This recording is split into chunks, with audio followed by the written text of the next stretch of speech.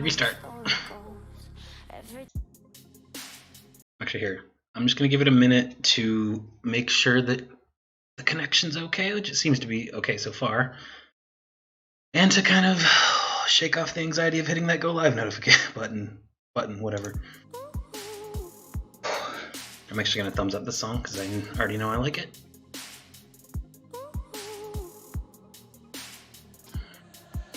I don't go chasing miracles, no. That's not how my story goes. You could be my hero before I let you go.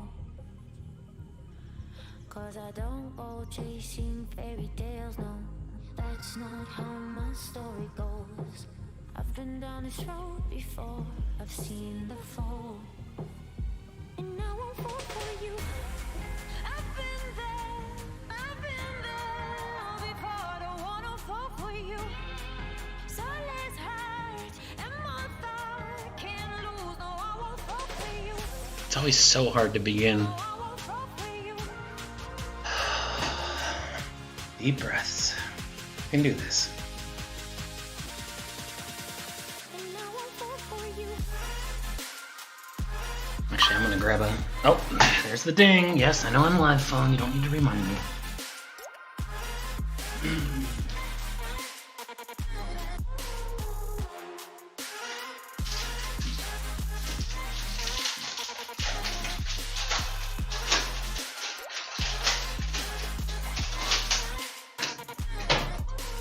I don't get lost in fantasy, no. That's not how my story goes. Every time I've let you in, you've let me down. And the people who say that it's magical, I don't know why Twitch says red when OBS has been green this whole time. Hello? tell me if I let you in, will you be my fall? No, I won't fall for you. I've been there. This is gonna be a really dumb start to the video. It's okay, I'll put a timestamp. Put a timestamp for when I actually start the game.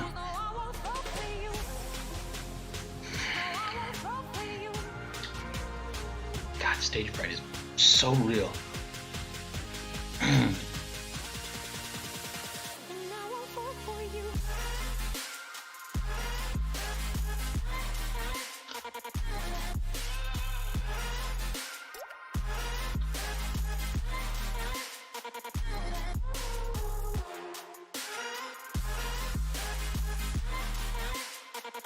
Wondering why I'm taking so long? It's because I'm eating a quick protein bar.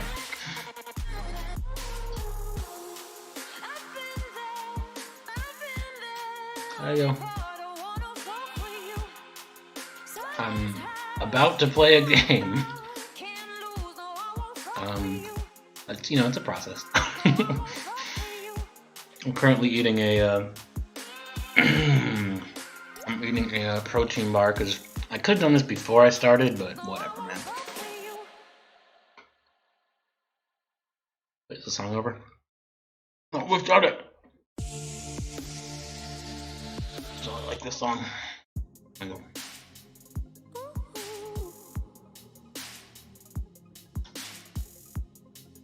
And of course, this protein bar is sticky as hell, so I have to wash my hands before I actually start the game.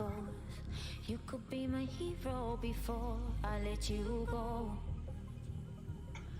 Cause I don't go chasing fairy tales. That's not how my story goes. I've been down this road before, I've seen the fall.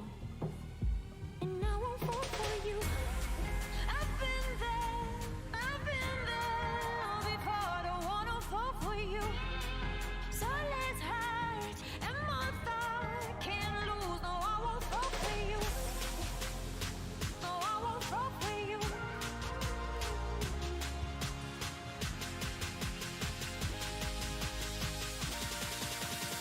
And I won't fall for you.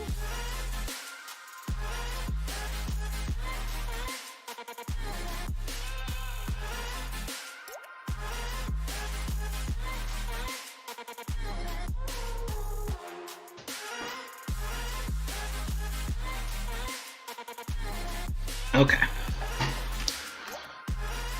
I'm back. Sitting down. Launching the game.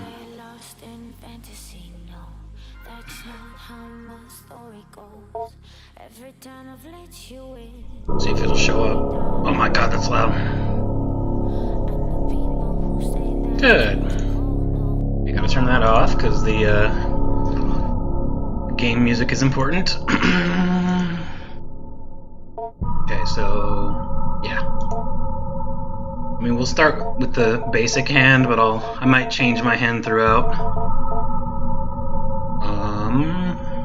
Yeah, so I don't want to hit F4, but I can hit F3. If this like wiggliness gets really nauseating, I can turn it down. But I think I'll leave it at the default for now. I think high is a little too wiggly, so I'll just leave it at low.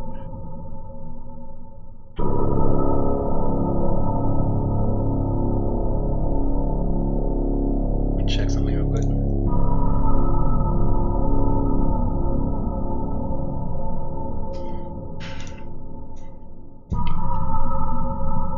Yikes, okay.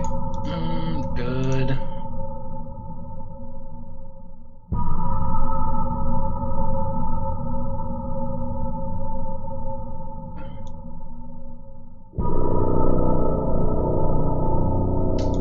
Good music. Okay, minimize that. Leave chat up. Okay. Take a nice drink of water to wash down the protein bar. Okay.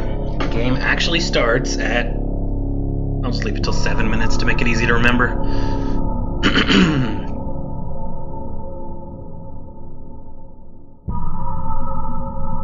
Oop. Yes.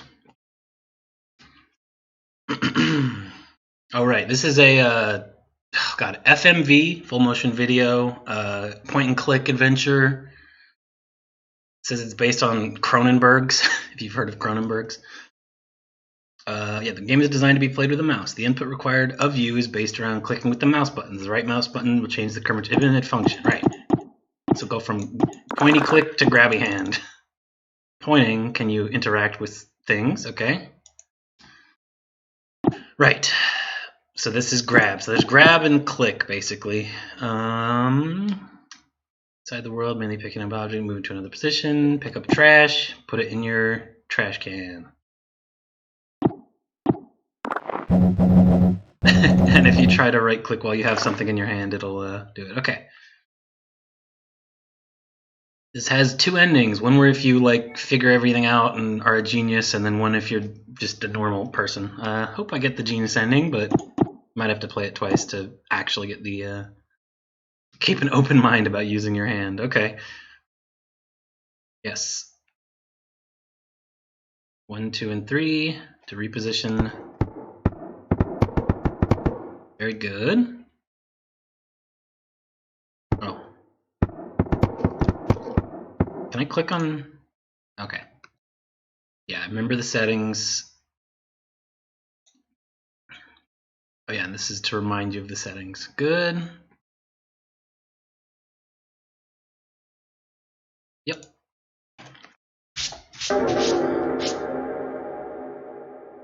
Week 1. Let's do it. I excused Adrienne during music class today and spoke with her about a recent string of demerits. It was our first time meeting outside of our quarterly evaluations, and I believe it went well. I can certainly understand Mrs. Richardson's classroom observations concerning Adrienne's emotional state.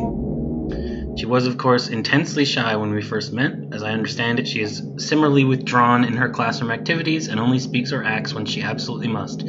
Some things she simply will not do. Instead of participating in mandatory group activities, she will sit alone and accept that she will receive a demerit. Way too relatable. Before the meeting, I read Mrs. Richardson's parent-teacher report, which allowed me to estimate some about Adrienne's home life. The parents are well-educated and come from a prestigious background, but they lack time to properly nurture Adrienne. She is often alone, and when she is not, the parents seem to not understand the importance of warmth and affection when dealing with someone so young. Having two parents of this reserved and icy temperament exacts an inhibition in a child. The child's imagination is subdued. but only ostensibly, for it eventually finds its way into regular life. I surmised that I would be able to reach out to Adrienne by way of make-believe. How are you liking your new house? You've told me you used to live close by, but it can still be a big adjustment. A new room, a new school. The basement, I like that. The basement? Who likes a basement? Yeah, there's a lot of cool stuff, you know? Like history and old things, and your mom and dad made you go? Made you go to the basement. Why did they send you down there? Fighting. Oh.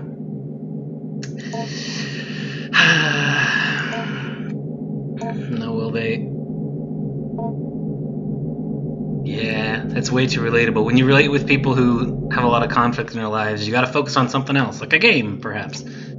Okay, well, it was weird at first, the stuff down there, but cool, I found something living, sort of.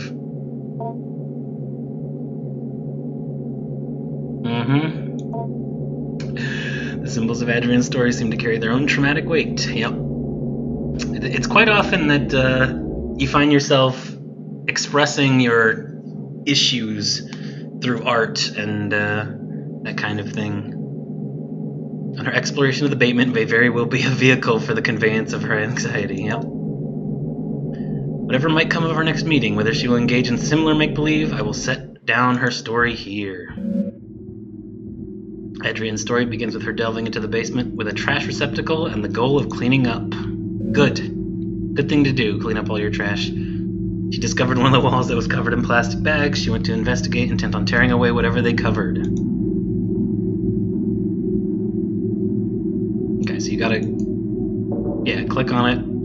Use your hand.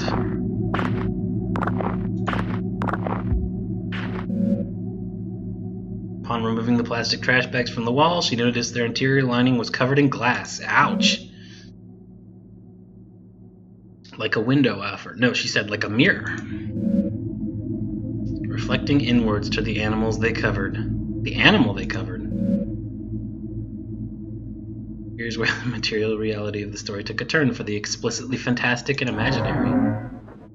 Woo!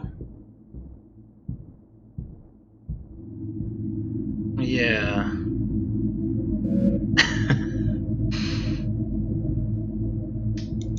Yeah, that's definitely not hair. That's... it almost looks like ferro fluid or something. Like the hair on a brush. Brush your teeth, bitch. She's very afraid of curious first, then curious. I asked her what else is in the room, most things hidden away. She said things of Grandpa's as well. Okay. First, she found a hidden passage under the stairs. Inside were strange dolls, magic objects, naked, faceless figures. I heard these cryptic utterances and merely nodded. In order to keep the game of make-believe going, I only pressed for details where I thought necessary. Yep. Good way to do that with someone who's scared. The faceless dolls could be a simple metaphor for the anonymity she feels in her own home. The hidden passage, I'm sure to have a way to make that. The revealing of the concealed seems to be thematic in her fantasy. Oh, dude, I love seeing things that should be unseen. The door under the stairs is but one example.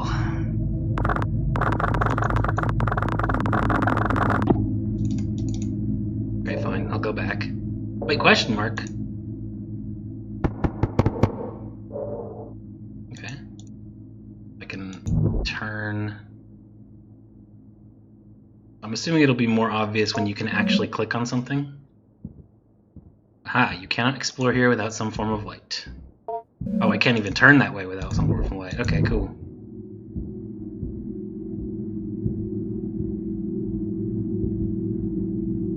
That looks like this should be something, but... okay, so you do have to, like, click on something that's actually named.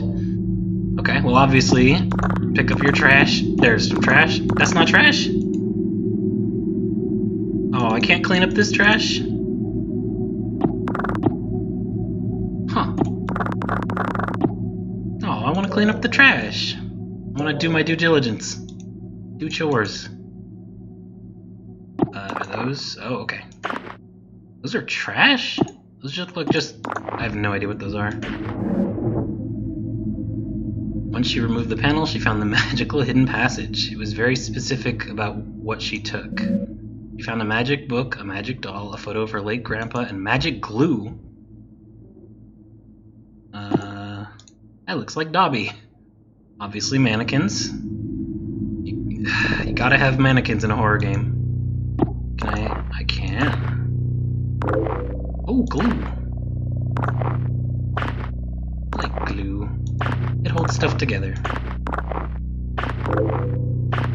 What's that? A photo of your late grandfather.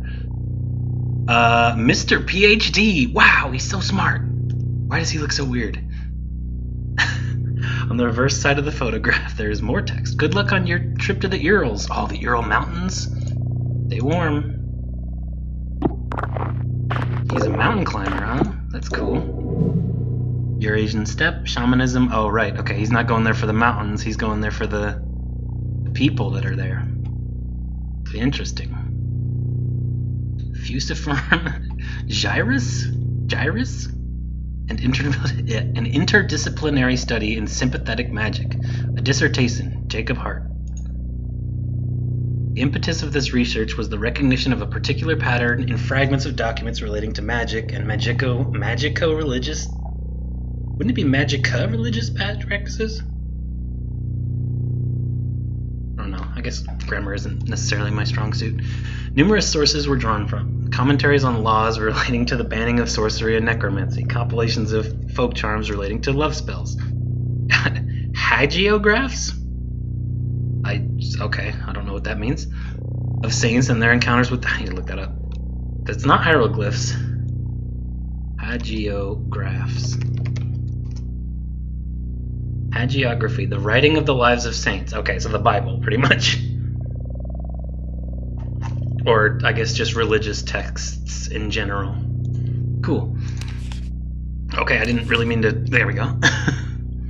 Of saints and their encounters with devils. The list spans many centuries and a great distance, from the Levant to the Khazar Kagante to the border of modern nation-states of Russia and Kazakhstan today. From this paper trail arose a consistent account about a certain form of magic relating to the binding of demons to a sorcerer's will. A demon called the Heaven of Needles. Oh, I think that's the guy that we were looking at in the basement. Was known to be kept best by shamanic keepers or wards who suffer from face blindness. Interesting. That's a really interesting face blindness. I suppose that would just be like not being able to recognize someone by face. Dude, I have like name deafness or whatever. I do not pay attention to people's names, but man, a face. I will never forget someone's face. So I don't have that, whatever that is. Whether by birth or through developmental causes like stroke or head injury. It was known to be extremely infective, but terribly dangerous, so much so that it became outlawed several times and was generally a popular scapegoat relating to unexpected death. This nexus of magico-religious meaning-making, sorcery regarding human-related desires, and the history and science of neurological disorders related to the fusiform gyrus is where the subject of this dissertation will reside. I will outline further and then analyze the historical sources I mentioned previously, then I will go into the neurology of mystic and magico-religious experiences. That's one of the reasons I really like this guy, because he really sciences the heck out of like mysticism and magic and stuff like that. Anyway, after that I will detail my ongoing correspondence with a resident of the Ural Mountain region who is an expert folklorist and keeper of traditions he claims have been passed down through his extended family for generations. Cool. Let me clean up more trash. Let me do my busy work.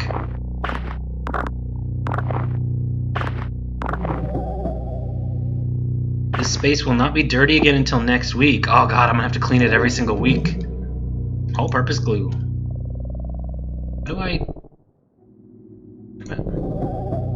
So I'm gonna have to like actually do chores. Okay, that's cool. Can I pick up this guy? No. Can I pick up any of this stuff? Okay, well let's take the doll. Oh, there you go. That's how you pick up that guy. Slouching doll. Its material is rough and coarse. I interrupt to ask what she did with these magical, mysterious materials. Grow Grandpa, she explained plainly, and then without missing a beat, she continued on with her story. Feeling this was a potent symbol, I stopped her again to ask what she meant. Somewhat puzzled, I did not understand immediately. She explained slowly. Grandpa lives in the cage in the other room, the cage behind the door. They grew people in the cage. It's kind of cool that the narrative kind of tells you what to do next. Yeah, okay. I can't do anything here, I assume, until next week, or maybe at a later date.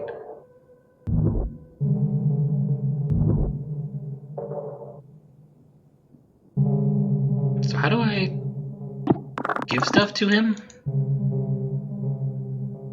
Because you can't open the trash, right? Oh! A hastily written note.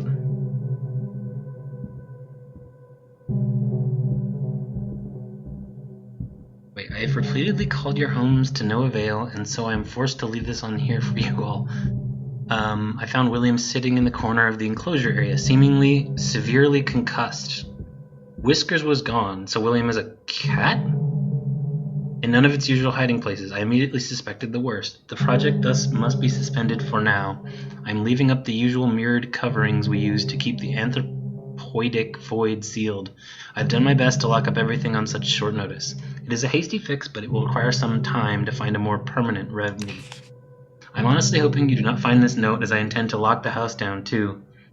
I intend to race off to you to retrieve your lockbox keys. Do not worry about William's key. It and the rest of the equipment is almost certainly deep within Whiskers now. I pray you do not enter this room, no matter how it may appear. William cannot be helped and is only being kept alive as a means of continuing predation on the rest of us. So is... Okay, let me look back at that. William sitting in the corner of the enclosure area. Oh, Whiskers is the name of the cat. William is a concussed kid. So he must have killed him.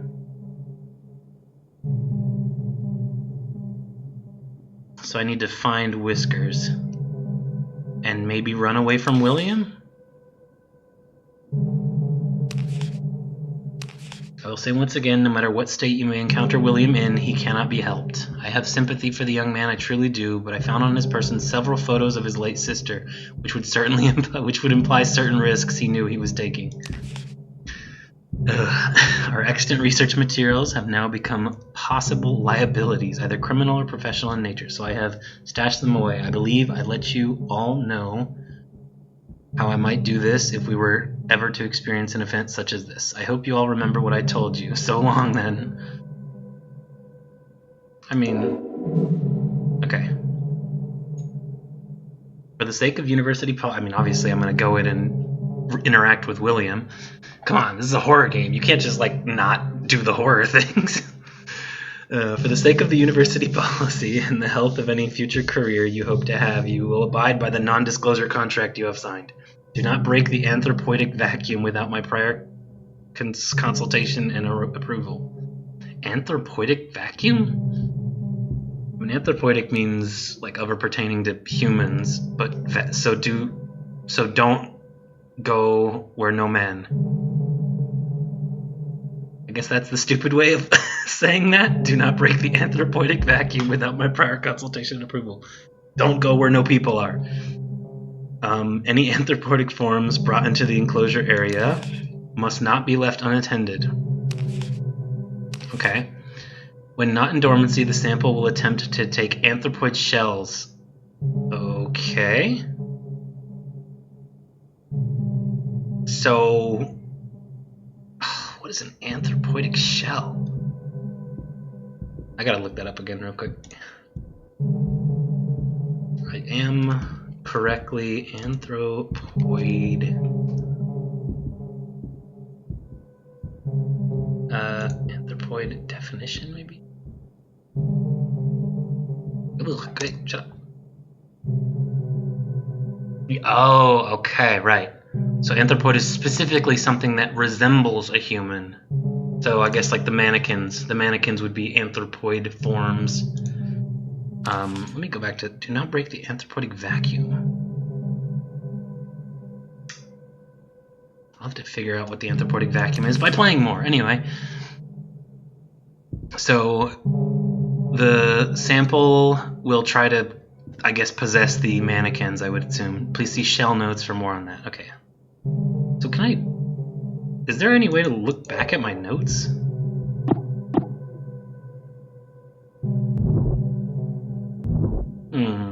So I just have to remember this shit. Great. Oh, wait, whoops. No, I didn't read it.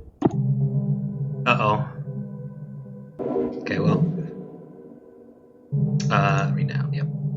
Ritual behavior with the sample, trading, bargaining will result in dismissal from the project. The precise mechanism of the exchange of symbols and gifts required for the desirous yield is not known, and even then anecdotal accounts of success, and then even end in violent death. Redacted. Okay, what? Regarding growth cycles, every time Whiskers regenerates and leaves dormancy, Whiskers is the guy or whatever, the dude on the bottom of the stairs. It is to be logged as a new propagation. The sample's bodily existence cannot be, i.e. a part cannot be cut from the whole, so there can only be one living propagation. Propagations are to be terminated after 5 weeks. Any further development puts us at risk. Termination procedures will be posted and followed with extreme care. With all of that out of the way, I want to welcome you to the project. I look forward to working with you. Dr. Hart.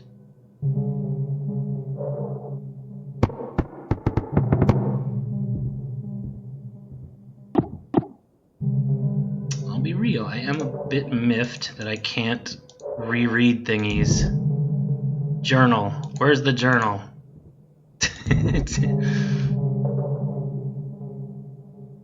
I was like, oh no, the doll's gone. Right, I stole it.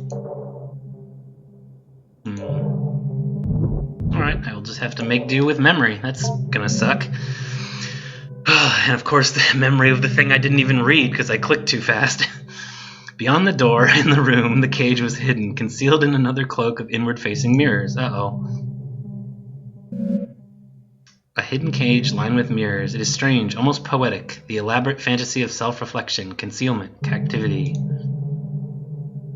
Of course, the more you look at yourself, the less you go out there and do things. Whew, that's relatable as hell.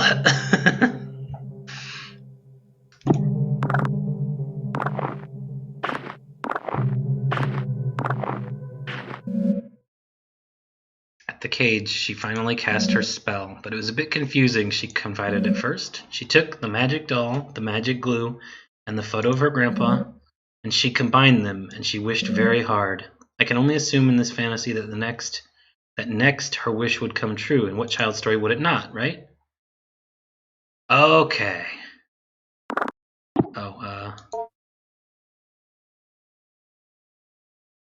Aha!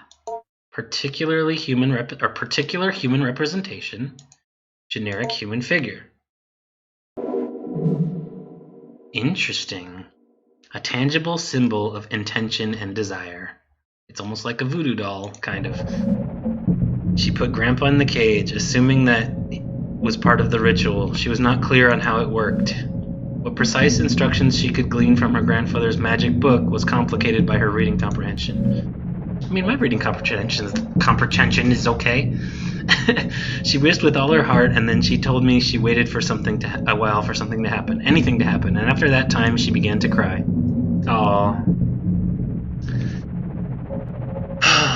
I cried really hard, she said. I wanted Grandpa to be back. I wanted my parents to stop being so mean. And it hurt me. It heard me wish for Grandpa to come back and for my parents to be different.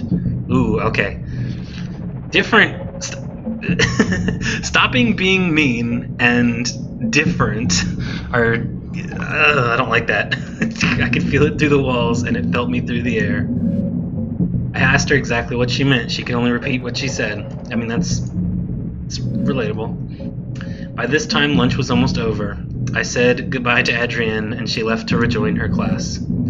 I was left to consider our conversation. I believe the storytelling strategy I have employed was not unfruitful, but I must probe deeper if I can. Although I can be sure of nothing I interpret, the impressions I may get or may begin to help me get an idea of the right questions to ask. Knowledge you acquired this week has given you access to certain topics or keywords that you can discuss with Grandpa. You've gained the conversation topic wish. Consider discussing this when Grandpa emerges. Shell. Okay, so we can talk about wishing and shell. So the shell is the oh my god, brain work. Anthropoidic shell. Probably the mannequins, I would assume, are the anthropoidic shells. And then wishing is like what the little girl did. She wished for her parents to stop being mean, and the guy interpreted it as making her parents different, which I do not like. Classic monkey's paw type scenario. Week 2. Okay, week 2. How many weeks are in this? I have no clue.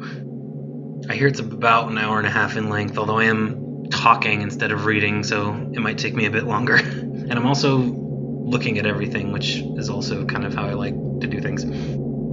I met again with Adrienne in order to address her emotional outbursts in the past few weeks. It is our second time meeting, and while it is standard practice to have multiple sessions with a troubled student, as I assemble a report for the counseling department, I could not help but think, as we sat down in my office, that Adrienne already seemed to show a remarkable change in self-esteem and confidence, and perhaps Maya and Mrs. Richardson's estimation of her as emotionally disturbed was erroneous. I mean, the real question is, where is that self-esteem and confidence coming from? Because there are plenty of things that make you seem high self-esteem and confident that don't really make you any more, don't really give you any more self-esteem or confidence. Shake it up.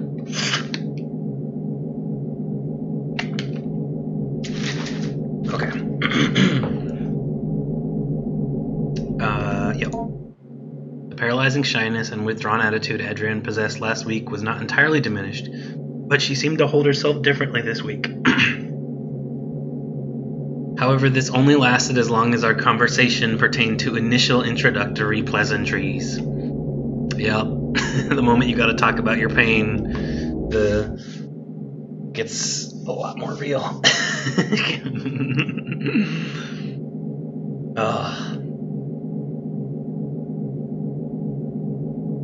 Actually, I've experienced this exact like Adrienne. You know what? I feel a lot better. The second week of therapy, always. Oh yeah, you're like, you know what? I feel a lot better, and then you have to actually talk about your problems, and then it's it gets hard again. When I began once again asking about her parents, her feelings regarding her new school and her new home, she quickly lost what new confidence she had gathered up and withdrew again into herself. So once again I partook in some collaborative make-believe, but this time I was aided by the fact that I had managed to do some research into Adrienne's grandfather, and I had some insight into what she might actually be finding in the basement. Now this may be overstepping my bounds some as a school counseling caseworker, but this was all in the service of making Adrienne comfortable and happy in this learning environment. In any case, I was able to dig up information regarding the grandfather by inquiring at the university in town. Not that I make it a habit of sleuthing, but I had a suspicion the grandfather was a professor there, or at least some sort of researcher, due to the fact that the newly constructed laboratory on the campus I drive by every day bears his name and memorial. He was some sort of anthropologist or linguist or neuroscientist. I did not have time to dig that deep before the scope of his work became dizzying and I ran up against the limits of my undergraduate education. But back to the make-believe.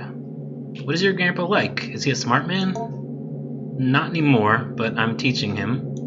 I don't like that she thinks that thing is her grandpa. I mean, I guess that makes it easier to deal with the demonic, just thinking that they're actually just familiar. I don't know. I don't really know. So he's grown a good deal then. You've been feeding him well? Yeah, he's getting bigger, but he has a lot of room in his cage. He's still behind the bars? Yeah, well, he might be able to climb out eventually. There's this vent in the ceiling. Well, perhaps if he climbs out, I could meet him someday. Why would you? Okay. Yeah, maybe, but he's not ready to leave. He can't take care of himself. I have to feed him, pick up after him. Ah, so you store the food in your lunchbox. That's nice of you to share. He can almost talk. You can't speak with him? He doesn't have a mouth, sort of. But how do you feed him? He has a mouth on the outside, on his shell, or the stuff that is his skin.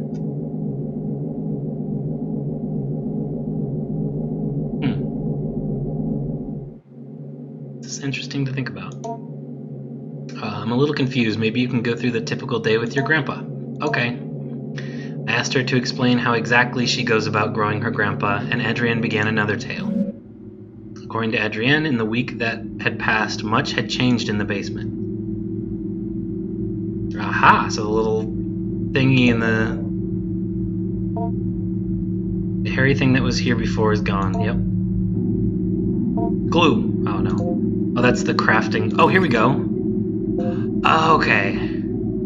I wonder if I can now view the... Oh, I can't even go anywhere. Oh, I do not like the way that... the way that moves is so weird. It was scary at first, she said. The way he moved, the way the doll's skin covered him. I wanted to interject. This somehow seemed inappropriate, but I kept listening.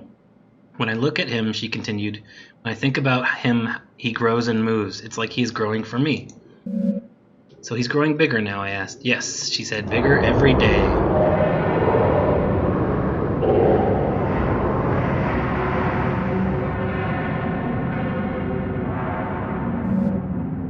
This begins the actual part of growing your grandpa. Beneath the doll's burlap skin, the follicles knit together what resembles a proper person, your grandpa. Yeah, of course it resembles it. It's anthropoidic. It's an anthropoidic shell. Of course it resembles a person. You are in charge of its cognitive development and its diet until it is able to sustain itself. I mean, of course I'm going to take care of you, even though I genuinely hate what you look like, but that's just because I'm built different or something. I don't know. Currently, you're observing Grandpa. Please click the arrow back button for a brief tutorial of your duties as a caretaker. Here we can see a variety of options regarding growing your grandpa. 0 out of 2 acceptable foods eaten. Okay. Important messages regarding Grandpa's recent activity will also be on here. So teach Grandpa. Okay, so obviously I need to teach him. Oh, there we go. Save game, and then you can just like fast travel as well. Is there like a? There's probably a key that'll open this menu, I would assume. Explore the basement, of course. And then so got to teach him the words. I got to feed him 2 acceptable foods, which means I think I'll probably have to mix things correctly with the glue. Important messages regarding Grandpa's recent activity will also appear. Yeah, okay. You will need to find food and learning material before you can move on to the next week. Some foods will make Grandpa happy, others merely content. Some food will make Grandpa disgusted to the point of nausea. Learning material is also scattered throughout the basement. Seek out vocabulary cards intended to help teach English and basic anthropoidic concept formation. Yeah, to teach him how to become a human instead of a freak like he is. Oh boy, I wish there was someone that could help me in that way. The options highlighted in red are all related to navigating around Grandpa's enclosure. Formal actions directly related to Grandpa. Feeding, teaching, observing, etc. Study corner. Okay, study corner is where you find all your documents that you've collected. Very good. Accessing the kitchen corner will let you search for food in the old refrigerator and prepare food for Grandpa if need be. This help button will replay this tutorial. Okay. Save button game will save your current progress. You can only have one save file at a time, so if you have save data, you will be asked if it's okay to overwrite it. Okay. So I played this a little bit just to get the settings right, and I was wondering why there was no like menu to continue the game from a save point, but here it is. You just have to play the game for a little while. More buttons may or may not appear depending on your development of Grandpa. Oh, okay. The more you develop him, the more he will interact with you. Very cool. One final note, take care to explore the basement at your leisure. However, due to the entropic nature of clutter and trash, different weeks may allow you to find things you had not previously discovered. That is so real. That is unbelievably real, dude. Holy shit. Every time you like go through a box that you just had sitting there for like years, you will always find something that like helps clear your mind a little bit. It's insane just how like clarity of mind that just doing something as simple as cleaning up can do to your head. It's crazy.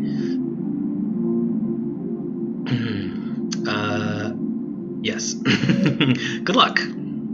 Good luck. Luck taken. I'm gonna do that right now. I'm gonna do this again just to see the overwrite thing. Good. Okay. So this is where I find this. Yeah, this is where I find the. Okay, cool. So I need to go to the study corner. Aha! Okay, I want to reread this.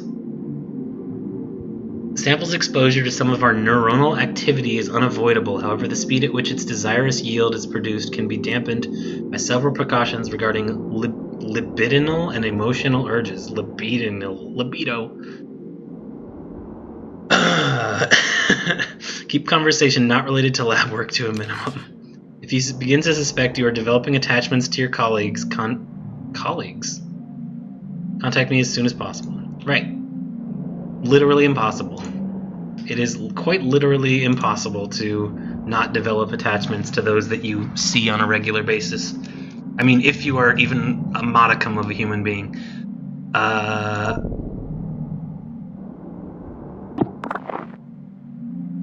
Oh wait, I don't want to throw them away.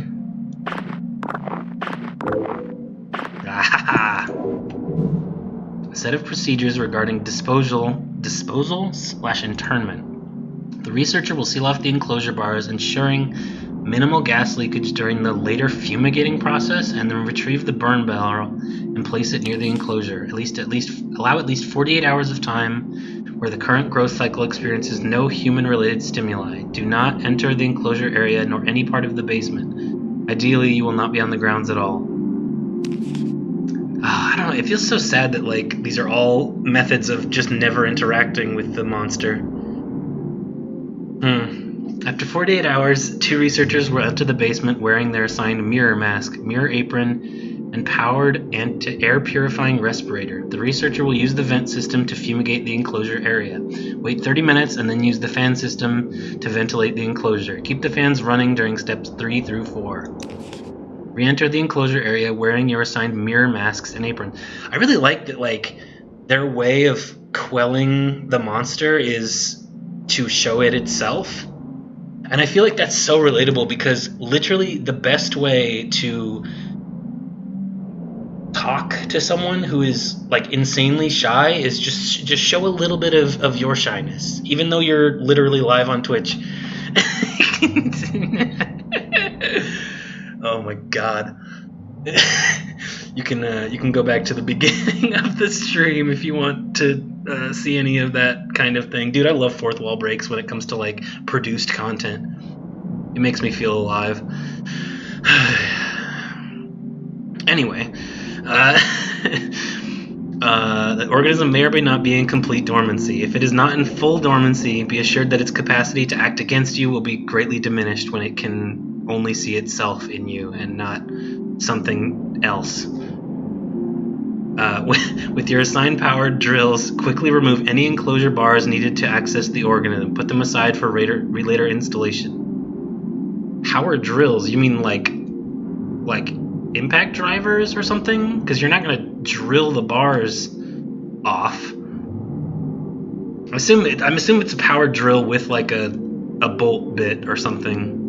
Anyway, put the organism into the burn barrel. Incinerate the organism thoroughly. Wait for any smoke to be properly cleaned by the fan system. Turn off the fans. One researcher will retrieve the nucleus from the ash and place it in the mirror box. Oh my god, I just looked over at OBS and it's red. I'm gonna give it a second to... Okay. It's already back. It's already back, but I will take a quick breather because... Oh my god, this is a little bit intense.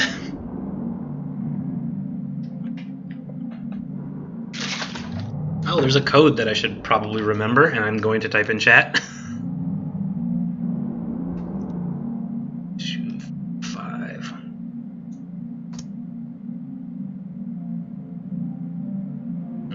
I'm assuming I can just refer to this document later, but if I can't, I'm gonna throw it in chat just to save it for later or whatever. The other researcher will sit in the okay. Put any other substantial remains in the biohazard bin. The bin is locked for safety purposes. The code. The researchers will fill out a termination form and leave it for Dr. Hart. Biohazard bin. Cool. Now the real question is, am I going to be able to talk to him? So I can teach him things. Wait, let me go back. Yeah, so teach Grandpa 2 words. Can I only speak to him twice per week? Or can I ask him as many questions as I have for him every single week? Anyway. Cake. Okay, yeah, good. So if I look over documents, yeah, it'll wait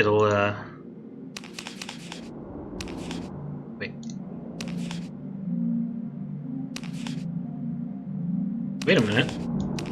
Okay, there we go. I was thinking it wouldn't let me look at the code again. I was like, ooh, good thing I wrote it down. Okay, exit. This is gonna take me so long. Okay, educational poster. Yeah, I already did that. File cabinet 1. Let's do some cleaning. Clean your room. Do it.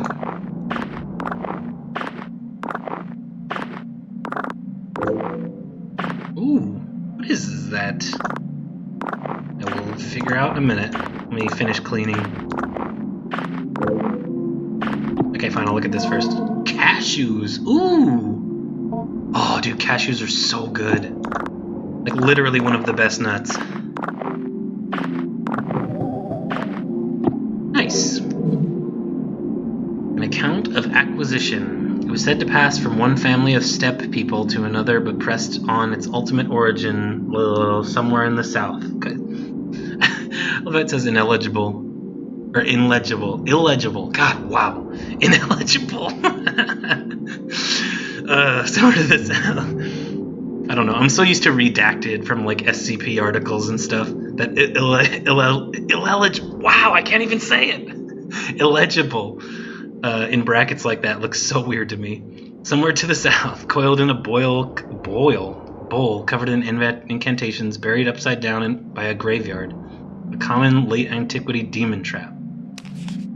The keeper, an elderly man in failing health, was ready to expound on and on about the dangers of the organism, but when I asked more about pointed questions about the history of its acquisition, I was given curt responses that had a way of circling back to vague warnings. That is often the case about like folklore and stuff like that. Like folklore, especially involving horror-related things, it's almost never well explained.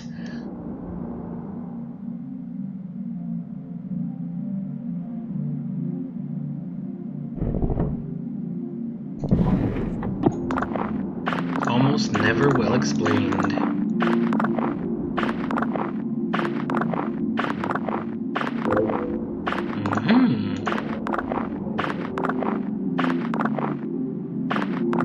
Oh, I'm dumb. I can actually do this too, right? Totally forgot about this. Linguistic module, Grandpa. Oh, there is no R, but oh, actually, pa.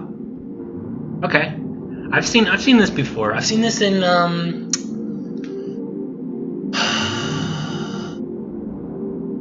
don't remember where I've seen this kind of thing before. Was it like Magic School Bus? Was that the fuck it was? Let me check. Magic School Bus game talking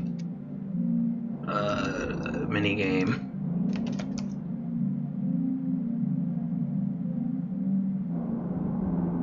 Is that what it was? The human body?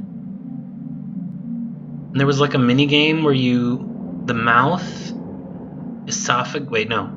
The mini game. The player can make him. Variance tastes. Damn it.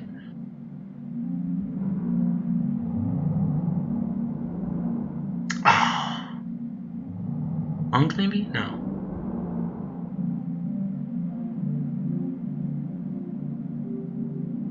I feel like that's what it was, but I'm not entirely, I'm not entirely sure. I'm sure James could probably tell me. He's probably played the game before. Okay, okay, so that was 2. Let me see the document again real quick. So yeah, that's L. There's no R, I guess. Or, sorry, G. You can see the uvula in the back, which is making the G sound. That's how you make a G sound. That's not really an ah. That's more of an I, but eh. I also wouldn't really call that an Because normally you open your mouth a little bit more than that. I mean, I do understand the pink, like touching the roof of the mouth. That's how you make a proper instead of an or an eh. The only difference between and an is the tongue placement. Ha. So that's... Oh yeah, I can't actually read it. Wait, on opposite side? Can I flip it over?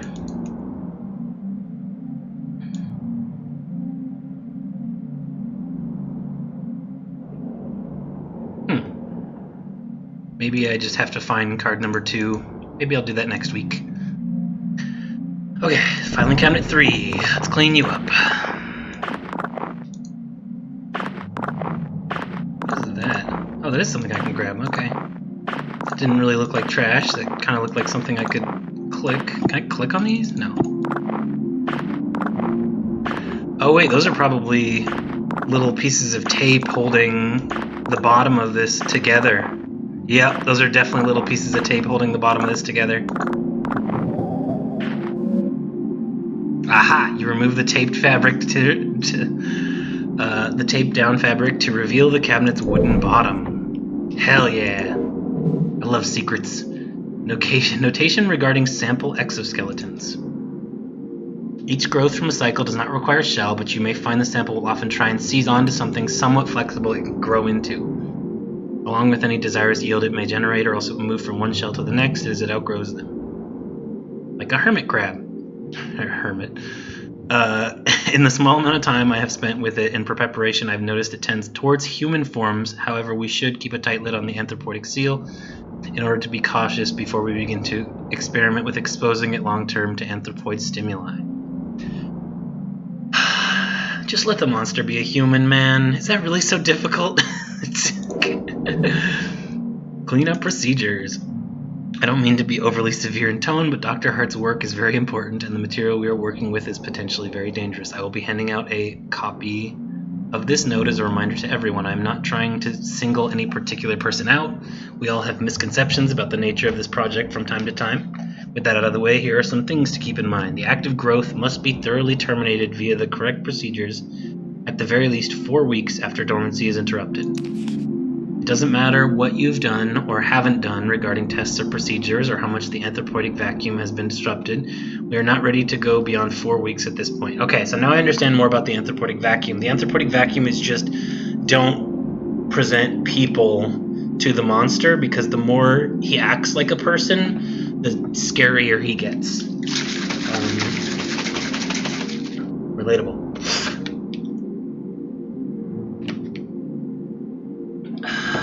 I've been on both sides of this ordeal. A step-by-step guide to termination has been posted by the enclosure wall. Yeah, I've seen it. In case of any emergency where the vacuum is disrupted, put on your equipment and begin the lockdown procedure. Make an extensive note of when and how the breach occurred. If you find the habitat empty, get Dr. Hart immediately, but not attempt to speak with anyone else.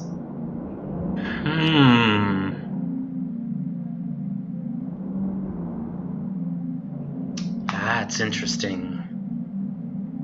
Thing can get very smart. I'm sure you're all well aware of the stories we've heard on an acquisition trip. The greatest caution should be used when dealing with a potential aggressive mimicry scenario. Please seek me out if you have any more questions. Okay, what is that? Oh, that's a weird noise. Does that mean I've already... So what happens if I... Okay. Uh-oh.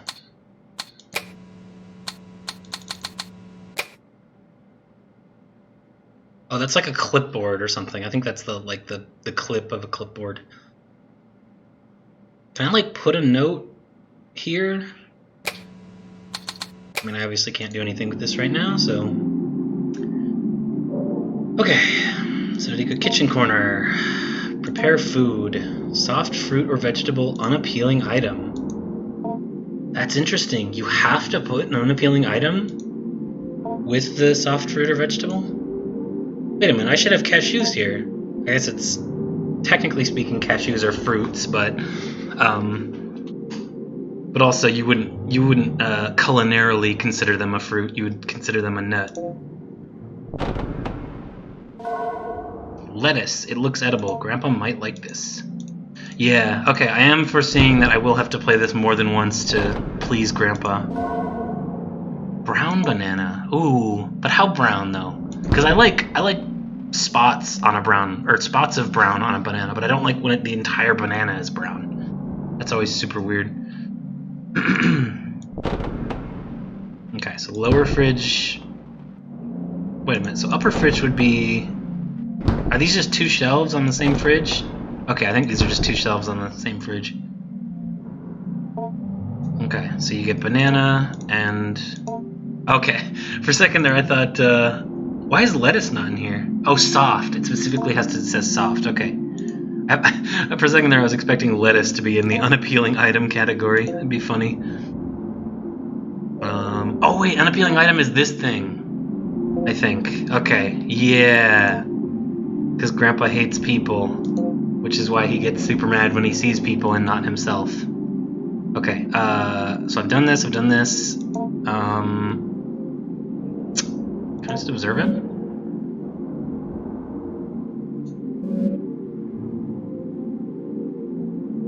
Ah, okay. I don't have anything to give him right now. At least I don't think so. Yes. Via induction of your unpredicted insula, Grandpa has stimulated the production of tooth enamel to mimic a human mouth. It will need to be fed through this in order to properly learn and grow.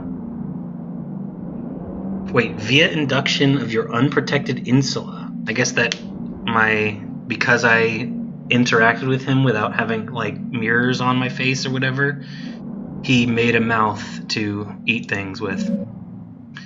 First you'll need to select an item from the lunchbox, and then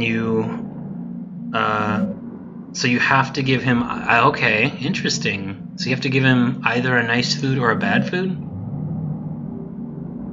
Doing so will fill your hand with this item. Note that any food can be put back into the lunchbox by clicking on the lunchbox with a full hand. Before Grandpa can be fed, it must judge the food by smell. Hover your hand above Grandpa's olfactory bulbs. So its nose is gonna look weird, I guess. Cool. Most foods Grandpa will accept, however, getting Grandpa to consume other things requires some culinary deception, of course. When Grandpa is willing to be fed, hover your hand over its mouth and click. Grandpa will then consume the food. Good luck on feeding Grandpa. Click on feed Grandpa. Problem is I don't really have... Can I... Oh no! Shit! I can't attempt to feed him until... Wait, that's not gonna negatively impact my score, is it? I wanted to like actually make food before I approached him for food. Okay, let me so I need to teach Grandpa and then I will ask him to communicate. I should also feed him before I also need to look through all this shit, right? Good. Yes, I need to look through all this shit so I can get more both knowledge and food to think about giving Grandpa or whatever. What is that? Blueberries! Ooh, blueberries are good.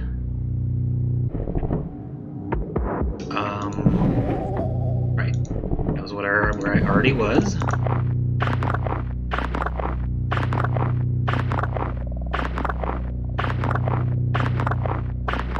Now I wonder if there's that face right there, dude. Actually, these are all faces. I mean, they could just be dolls' heads or something. An account of an acquisition. Oh, I forgot to read it. Damn it. Okay.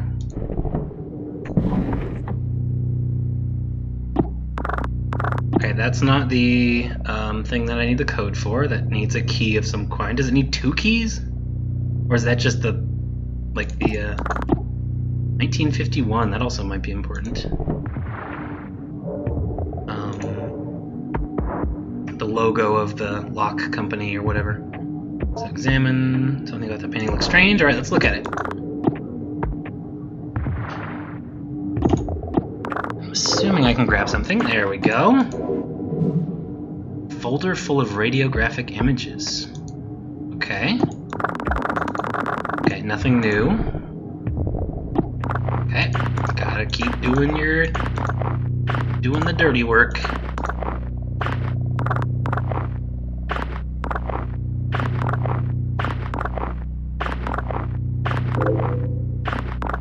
The hell is that thing? Fiberglass insulation. Okay. Huh. Yes, so I'm done here. Let's move over here. The waste here smells particularly strong. Maybe there's something stinky down here then. Big old pile of poopy, perhaps. I should also do this.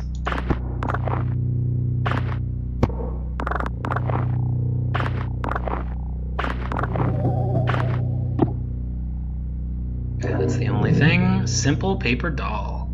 Aha! This might be useful in the construction of magic symbols, so I need to create another person using a picture and perhaps a doll. I'm kind of surprised that a simple piece of paper smells like crap, but unless you mean all like the shitty takeout containers. I've definitely been there before. Just a bunch of takeout containers in a trash bag in the corner. Oh, I can't go here anymore? That's interesting. Very interesting. So I can't go... Oh, bulbous growth. Ew. Trash. I agree. Let's go through it. I'm the trash man. I go around and I just start eating garbage. I really hope there's no time aspect to this game, because I'm going to be taking my sweet, sweet time with it. Corroded battery. This isn't really food. Grandpa might eat it, however. Nice. Hello! Hey, I can teach him hello! Teach Grandpa this word to read the notes of past educators. H-E-L-L-O. Wait, are H and E the same? I'm actually going to do this really quick. Ah, they look very slightly different. I mean, the L's are obviously the same. Huh. Am I going to have to actually notice that difference between the H and the E? That's going to be annoying. Go. Bulbous growth. Let's check it out, baby.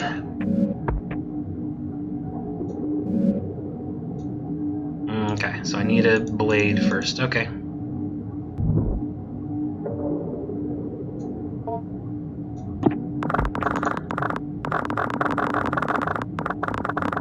Okay. So why is that question marky? Right, I still can't go here without light. Okay, cool. I'm all done in this area. Okay, so I'm gonna have to...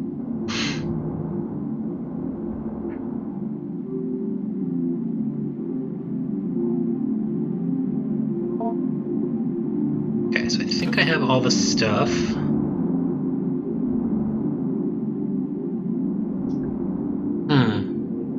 So I feel like the way that Grandpa eats is probably both This is probably like memories or something like that. Because, like, I've dealt with fiberglass insulation while installing fiberglass insulation on the house before. It's not a pleasant experience, but it definitely brings back memories of better times? I don't know, something like that. And then batteries, man. Oh, you ever put a 9-volt battery on your tongue? Oh, that brings back so many memories. Blueberry with... Wait, what? Blueberries with hard stone-like exteriors? That doesn't sound very good. Soft brown banana. Very old leaf of lettuce. It is flaky and stiff. Small handful of dusty cashews. Ugh, dusty. Why? So I would assume that the way to really get Grandpa to enjoy his food is to go up to him, present him with all of this, and gauge his reactions based on how he looks and stuff. And then go over here and prepare it and stuff. So I've got banana, and then I've got a choice for both of these. Okay. And then I can also glue things together. I don't have any human representations, but I do have this. And I think I should probably feed him before I teach him. So I will stick his nose in the food. Hopefully not disappoint him this time. I'm also going to take a quick break.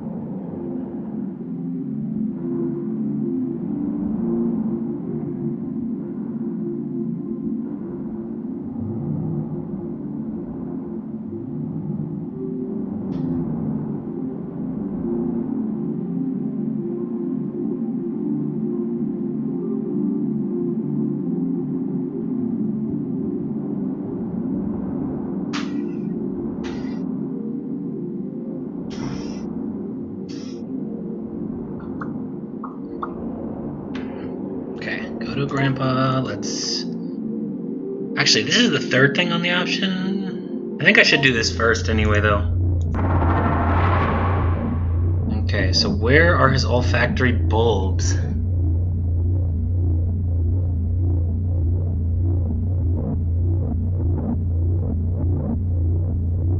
Oh, is that these? Okay, these, I see. Let me go like this. Okay. Can I... Oh, I gotta... There we go. Okay, I mean, obviously he's not gonna like the smell of fiberglass or batteries. Okay, palatable. I don't know if I like that.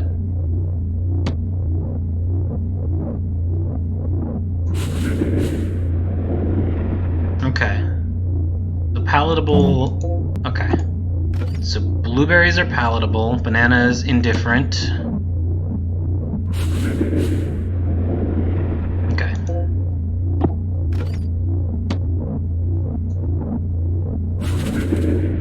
Okay, so I will definitely give him blueberries today, right?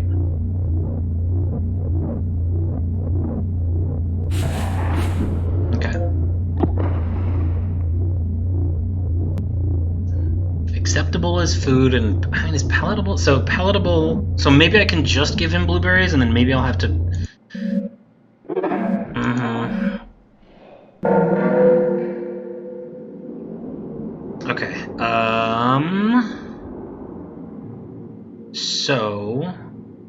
So if I glue... So this I can't do quite yet. So I think this is how I construct a new body for him, if his body falls apart or something. This... Yeah, I want to make these. So bananas, lettuce... So he didn't like either of these. But would putting a battery in blueberries?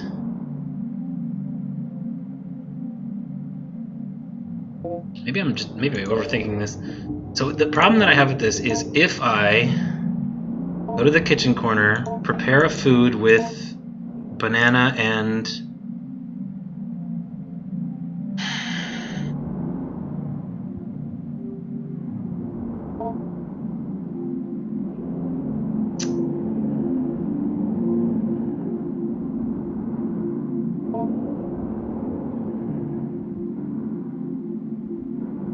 I feel like fiberglass insulation would probably mix into a banana better.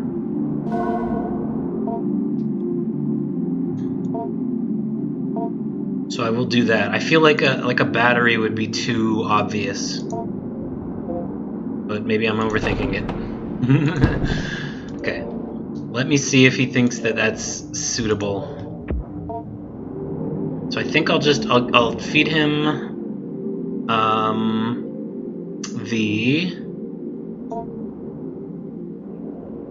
I will feed him the blueberries, and I'll see how he feels about this. The only problem is I think I can't get it out of the banana now, I would assume.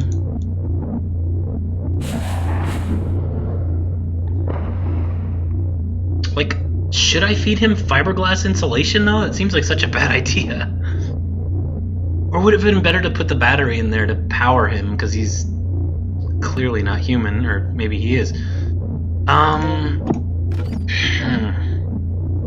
I think I'll give him the insulation and the blueberries. I'll just see how he likes it. Okay, palatable. There you go.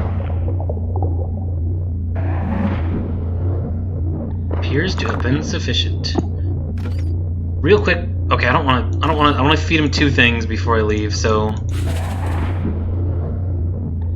is unable to detect the unappealing item. So I mean, okay.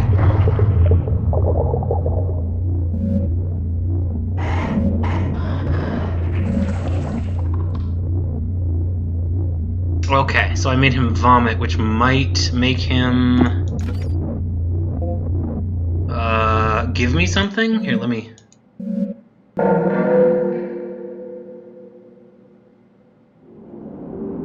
Okay, so it wasn't acceptable, but he recently emptied his stomach, so let me see what he's got. The key! Right, that's the key in Whiskers. Aha, so it is useful to make him vomit. That sounds really bad, man. I don't like that at all.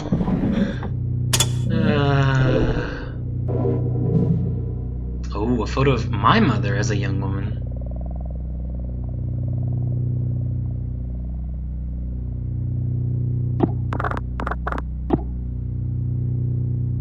Why can't I pick these up?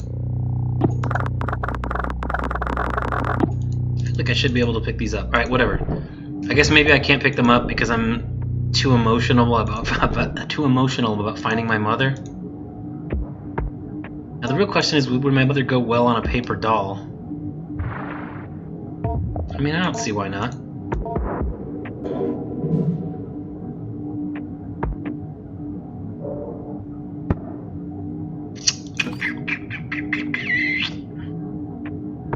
Okay, I don't have anything else that's soft to put in here. I kind of wish I fed him the thing that he threw up before I fed him the other thing.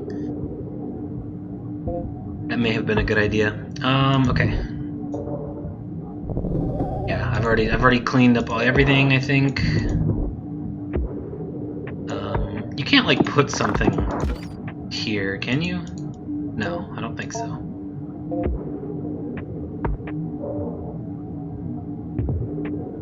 Okay, let's do this. Enter. Does it still say? Okay, so it still says 1 out of 2 acceptable foods eaten. So let's go to him. Can I feed him the doll? No.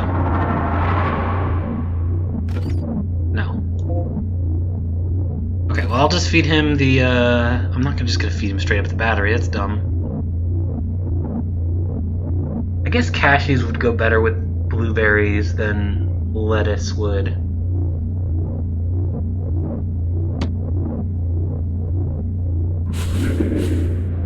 Okay, indifferent to the smell, but we'll accept this as a meal. What does he think about this one? Okay, so indifferent, we'll say it's hungry. I guess I'll give them that.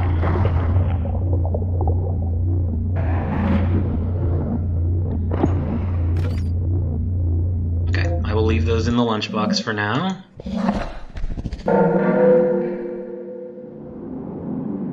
Okay, so I want to teach him things. I could offer him the doll that might make him. Let me do this first. Let me try to teach him.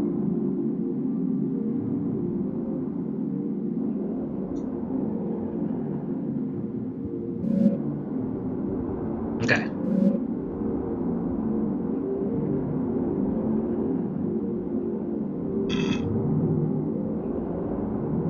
The vocabulary word you picked will appear in the top left corner. Yep.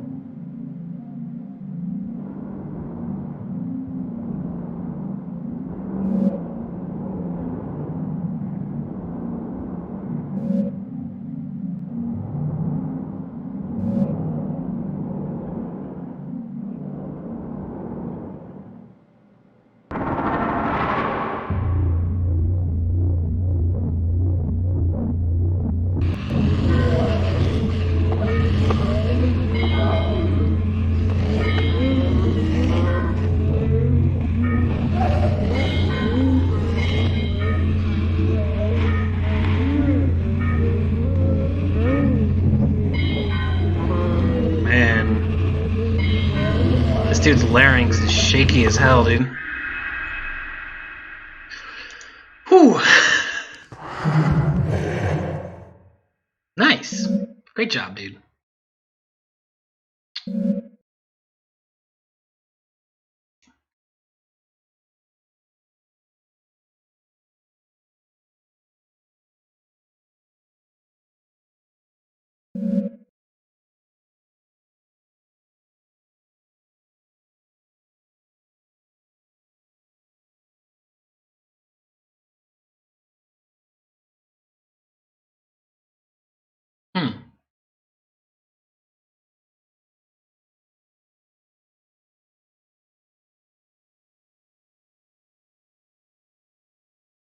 Okay, so once he's given a familial value, he will act with that familial value. As soon as the simulation ended, we left the enclosure area. William let me know that Whiskers was almost certainly drawing from encoded memories of his late sister. Oh, from William's late sister. Okay. Interesting. So he can see. If I teach him Grandpa, he will see my grandpa and. Okay. With folk knowledge and folk explanations regarding the being as access to desires, and we can begin to infer it as certain access to certain portions of the limbic system and the ventral temporal cortex. Okay. Nice. Okay, let's teach him the next word.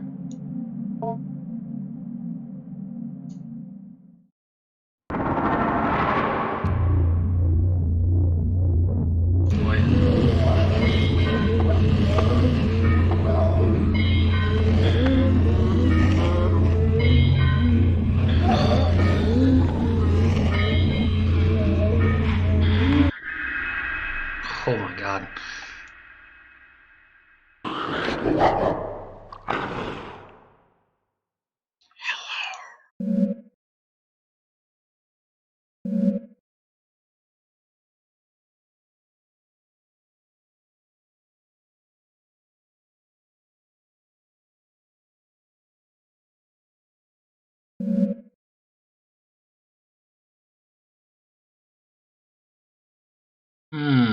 Okay.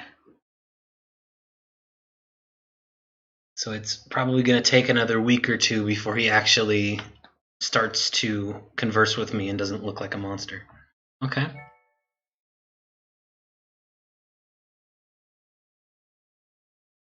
So it's like I'm basically teaching him like he's a baby, pretty much at this point.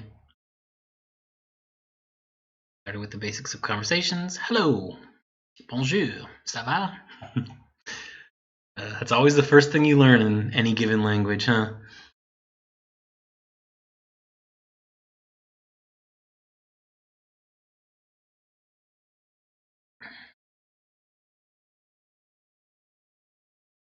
Number 19.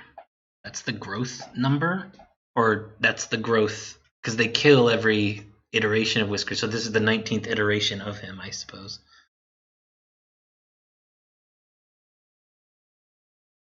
Hello was a bit of a challenge in the previous growth, as it had failed to develop an adequate organ to act as a human tongue.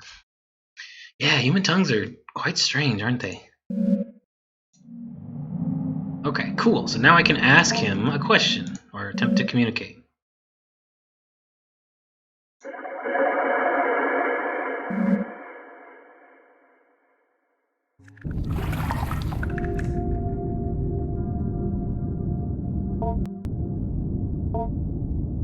Oh, that's so cute. Goodbye. No, I want to ask you about the wish. What do you wish?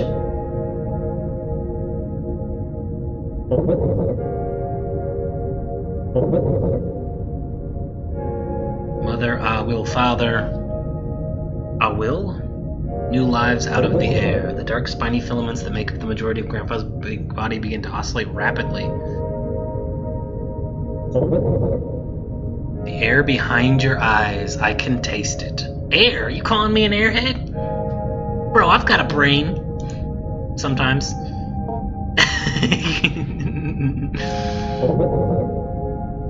With a great deal of effort, Grandpa gurgles fragmented thoughts through its ill-formed lips. Maybe he'll be able to talk better next week. Skin my body. Oh, but that'll hurt you, though.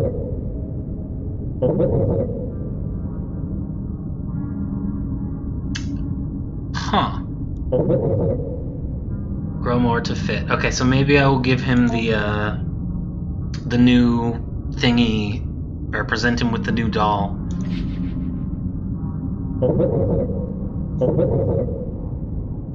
Okay, so he's not ready. He doesn't have enough of a vocab to present decent information about the biohazard bin. Well, goodbye. Goodbye, Grandpa. I'll talk to you next time.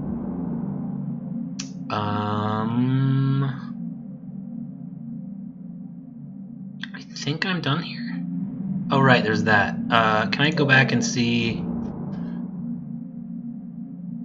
Okay, explore the basement. He recently emptied his stomach. Okay, so I don't need to explore the basement anymore. I just need to present him the doll. That's what I need to do. Alright. Oh, he doesn't appear to be interested at the moment. Did I talk to him too fast? Maybe he'll be more interested next week.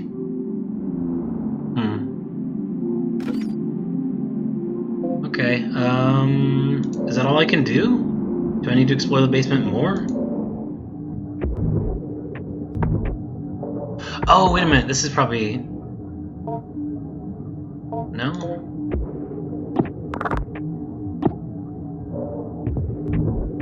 Wait, did I not explore the basement enough?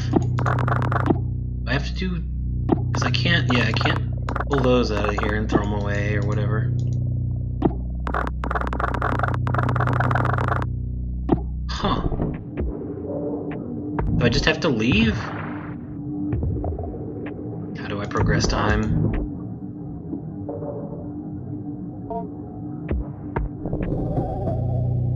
Okay.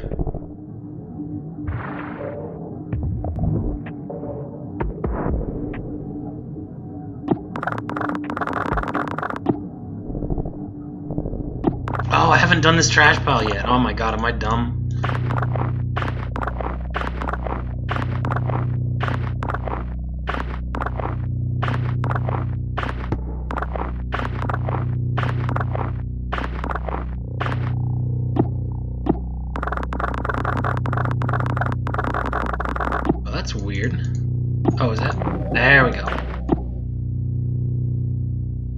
Huh, okay. That was it? There was nothing in there? Okay. Yeah, and I've already done all these.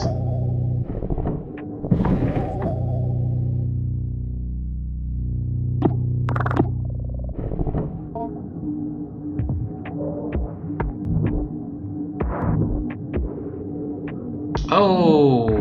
Oh. That doesn't work? Okay, fine.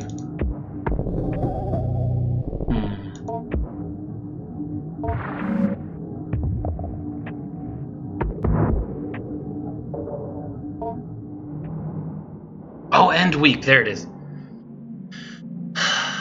Okay. I suppose that's good enough. Let me save before I do it. Oh boy, it took me an hour and a half to get to week 3. Amazing. Oh my god, if there are more than 4 weeks in this game, it's going to take me like 10 hours.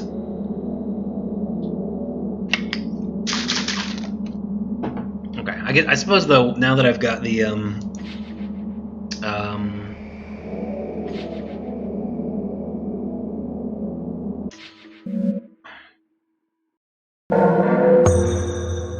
language. Oh, I can teach him the word language.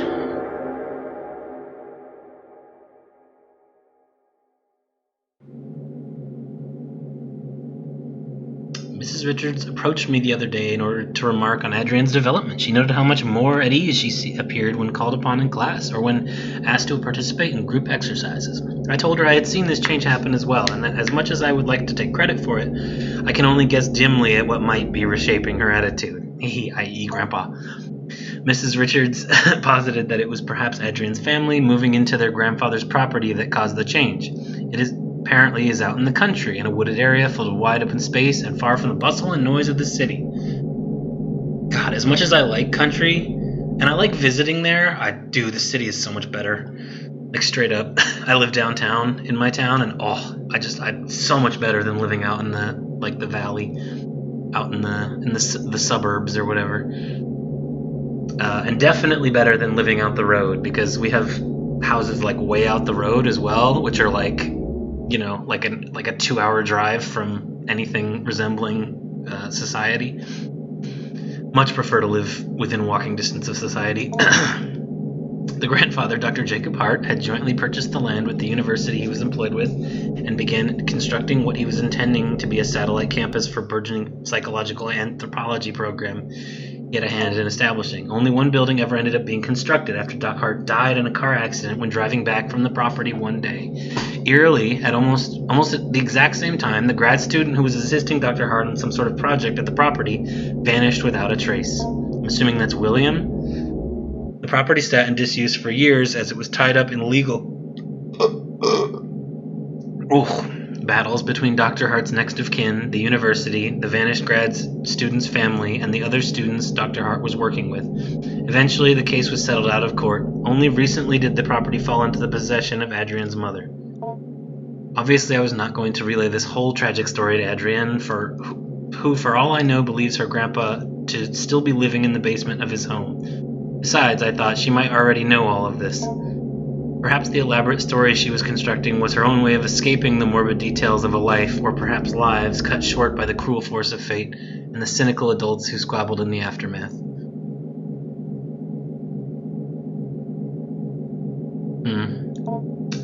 I determined perhaps the storytelling she was and continues to engage in should not be encouraged by me, at least not in the way I went about it where I made active inquiries into her strange fantasy of a semi-sentient ball of skin. When I saw Adrian, I did not bring up her grandpa or ask questions about his growth. Adrian could not stop talking about it, however. I had no choice but to weather her bizarre and enthusiastic effusions about her new best friend. Adrian, maybe we can talk about something else. I'm not sure I'm following you exactly. He's gotten so big. He has so many whiskers that come out, and I can see them move around when I think about him.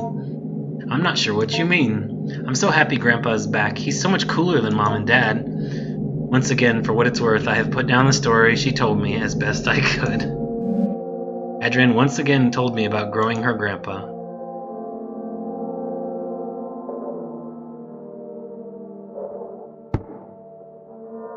going in there quite yet. I want to do all this stuff first.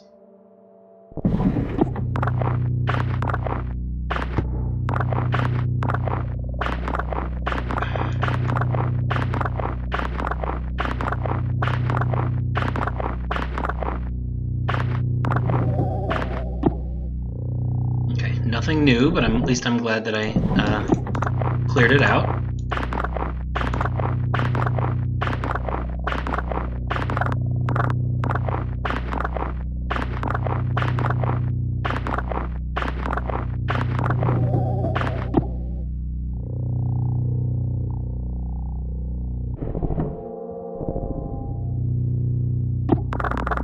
Still can't grab those. Is there anything else I can grab here? Guess not.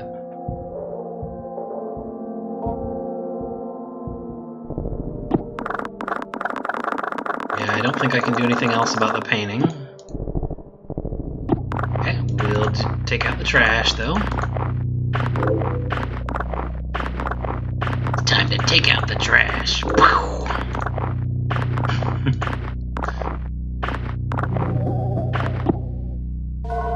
Potato! I love potato. Life! Oh, this is card number 4. I need to find card number 3 first.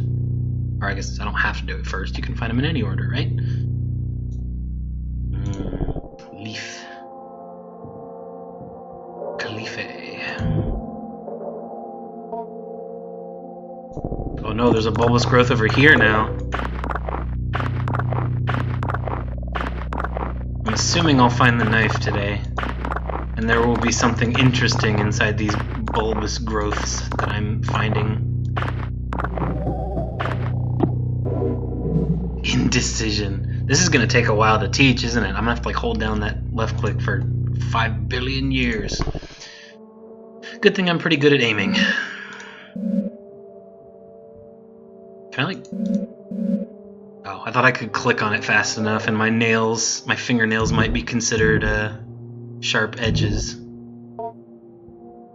Trash.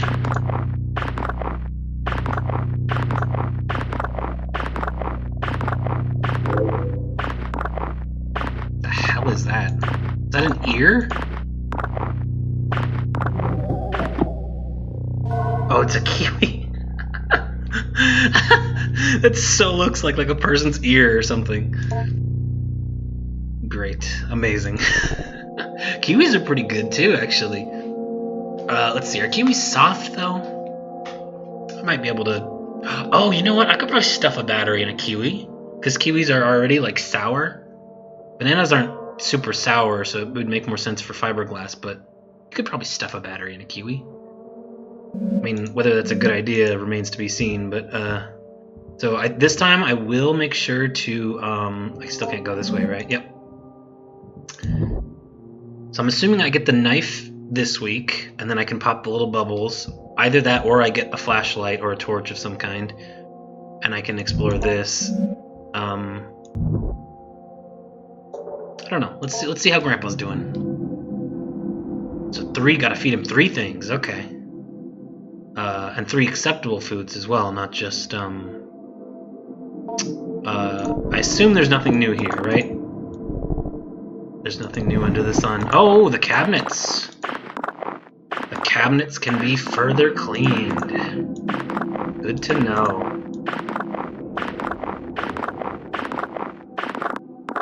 Ooh, there's some doubloons.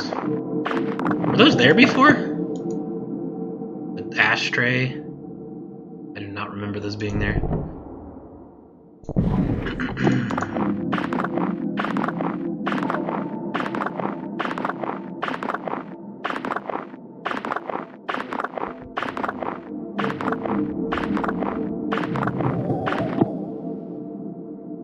Okay, nothing new. A whole bunch of receipts and stuff, which I would also consider trash, you know, to myself. I don't tend to keep receipts for any reason. And this is already clean. Wow, interesting. Oh, shoot! What? Radiographic images? What?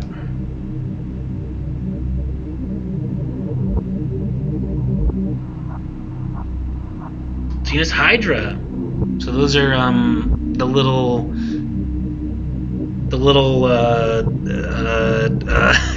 what do you call them? They're the first form of jellyfish, right?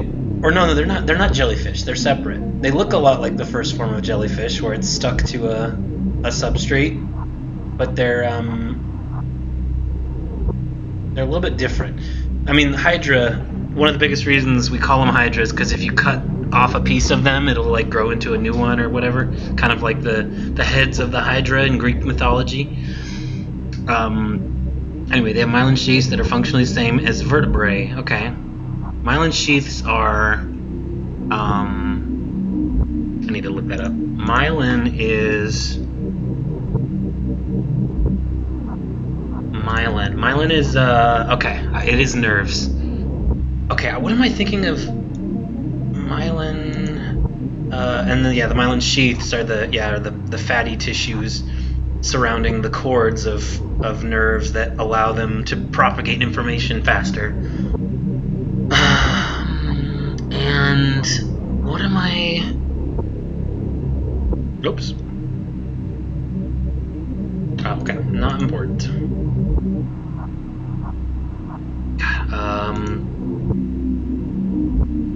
Myelin muscles?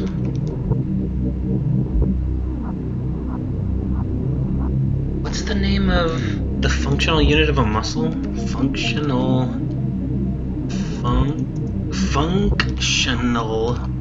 unit of skeletal muscle. Myofibrils. That's what I'm thinking of. Myofibrils. Yes. Anatomy. I love anatomy. Okay, so the fatty cells surrounding their nerves actually act as vertebrae. I mean, that would work in the ocean where these dudes are, but this would not work on the land with like gravity and shit. Each spine is laden with dense optical arrangements similar to compound eyes. Ooh, they can see from their nerves. Interesting. The Hydra connection is assuredly worth investigating with regard to the organism's capacity for regeneration and anecdotal deathlessness. It certainly is a robust enough creature to inspire marvel that is not untinged with fear.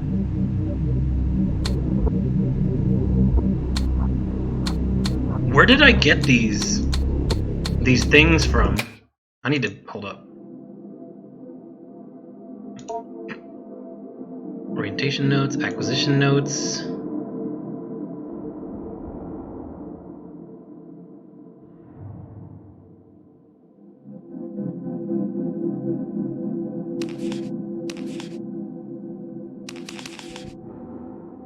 I do not remember getting any, Oh, radiographs! Oh, I'm so dumb. Oh, I didn't even think about that. Okay, cool. So these are the radiographs. Alright, so let me put them back up again. So propagation 5. Wait, this radiograph is checking around growth cycle number 4. The strange thing about it was that the subject of the image was found nowhere near the enclosure. It's almost like a piece of whiskers fell off and scurried over into the corner. Ooh, like those zombie hands that you see running around. Anyway, I feel like we've learned a lot since then, but at the time I remember speaking about the morphology being weird, not really even resembling any extant zoomorphic structure, besides maybe a cuttlefish. Aww. Then I happened to open the thing up. Inside were all these little dead amoeba-like things, but they sort of looked like they had faces that were just barely there. After I took the radiograph, I gathered it up and went to go through it. Ooh, a little bit of a typo there. Throw it in the biohazard bin. As I walked by the bars of the enclosure, I could hear Whiskers suddenly going wild, flopping around and grunting excitedly. Could it have smelled the cuttlefish thing? Would it eat its own production? I guess it's technically flesh. I mean, you can eat your own skin. I've done it before. I've got a scar to prove it.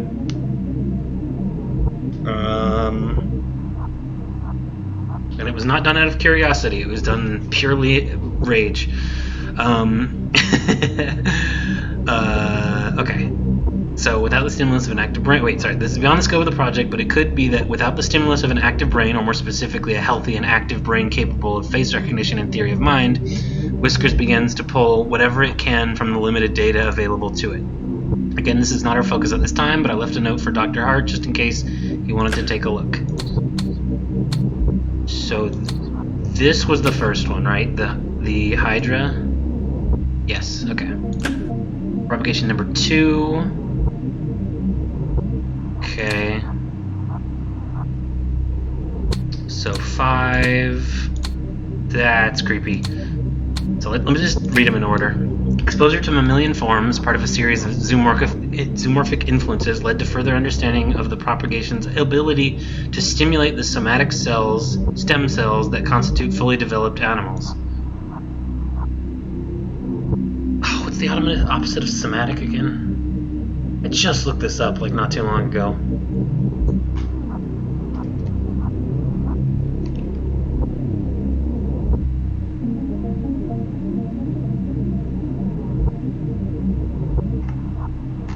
Okay, not the somatic, the word, the cells. So somatic cells are cells that have been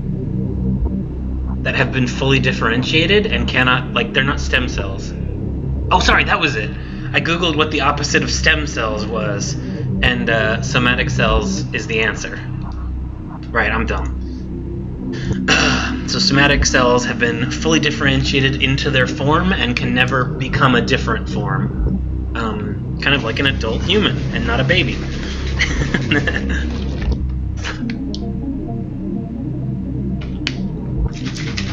And more specifically, those adult humans who have given up on learning. Anyway, okay, I will write. I write simulate in the previous. Okay, wait. Simulate the somatic cells, right? I will write simulate in the previous statement because examining the tissue of each propagation leads me to believe its amazing capacity for accelerated growth of vastly different forms comes from its cell-level mutability. And yet at no time does it function as the thing it becomes, except in the sense that it mimics it. Okay, interesting. So that is to say, when Whiskers is removed from dormancy and replicates a rabbit's morphology, it is not seeing from the rabbit's eyes, nor smelling from the rabbit's nose, but pretending that it does and doing a very good job of it. Interesting. I already read this one. Yes. So, that looks like a person. Intriguing results with regard to the mimic hypothesis. A participant entered a sealed chamber adjacent to Whiskers, number 21, which had been freed from the anthropoidic vacuum, constructed quite economically from plastic and broken mirrors. The first propagation's original earthenware vacuum was shattered during the move-in. Between the two, there was a semi-opaque glass panel that allowed observation both ways. The human participant was asked to think of someone in the popular consciousness, fictional or no, and cogigate. Cognigate? I don't know. I assume that just means think about their image. Personality, face, if possible, voice, if possible, etc. Our participant chose Jesus of Nazareth, and with weekly repeated exposures to the participants' imaginings, propagation 21 began forming what resembled an anthropoid Nazarene in the fold of its spines. I mean, but like, what does Jesus actually look like, though? Does anyone know? He was like around before photography. And, I mean, I don't know. Jesus has been like mutated to death, man. The Jesus that everyone knows, or like everyone thinks of, at least in America, is not what he looked like back in the day. Okay. Previously, human-oriented tests have always bore out a result that Whiskers would form an anthropoid team member, be it me or Dr. Hart or Gerald, and we assumed it was merely mimicking one of us. Dr. Hart has always contended the desirous yield, or the anthropoid reproduction Whiskers creates when in contact with human beings, has always been based on the conception and relation of the person through someone else. With this framework, the desirous yield is not actually a replica of a person, or if it is, it's only a replica of the fiction of a person generated from the mind of another. Dude, this reminds me, there's a passage in the book, I don't remember which of the Inheritance series books it is, by Christopher Paolini, but there's this art form by the elves of the Inheritance series where you do magic to create an image of something, and it's forbidden to do the magic to create an image of someone you know. because it tells the person what you really think of them and not what you say about them. And so the guy Aragon, he makes one of these images about like a crush of his, and he shows it to her, and she freaks the fuck out and like runs away and is sad or whatever. Very interesting little tidbit. This desirous yield was not Jesus Christ, but the participant's image of Jesus Christ, assembled from their religious upbringing, religious artwork, depictions in popular culture, etc. Exactly. This radiograph was taken right before the destruction of the growth cycle, while Whiskers was rendered unconscious via fumigation. It seems like with every successive propagation, the stem cells in the organism work a little faster, but I'm not paranoid. It's technically deathless, yes, but we're burning up whatever knowledge it's gained when we incinerate it. I don't believe in magic just yet. So the problem is its subconscious is getting better at its magic. So I assume that Grandpa will grow quite quickly.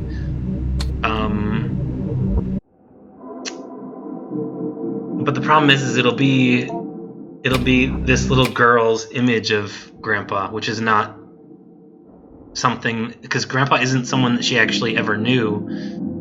Did it say that Grandpa died before she was born? I don't know. So it'll be some weird, flawed version of Grandpa.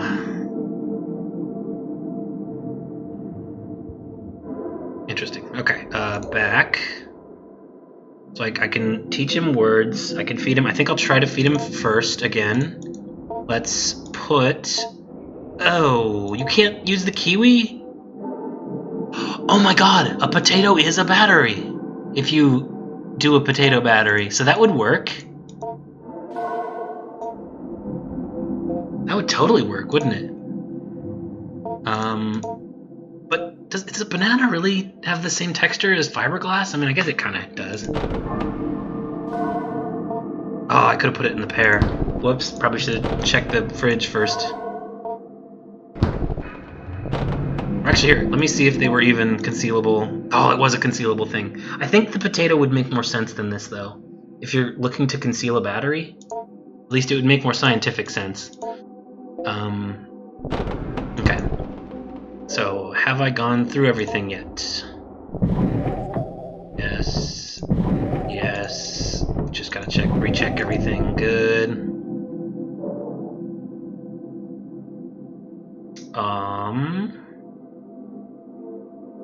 So I've done that.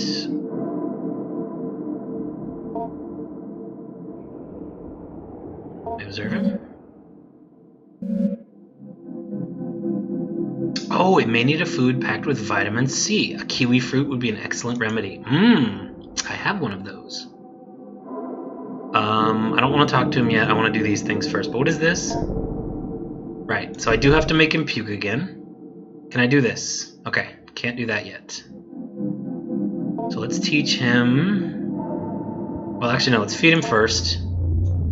And let me feed him the battery first. Or wait, should I feed him the...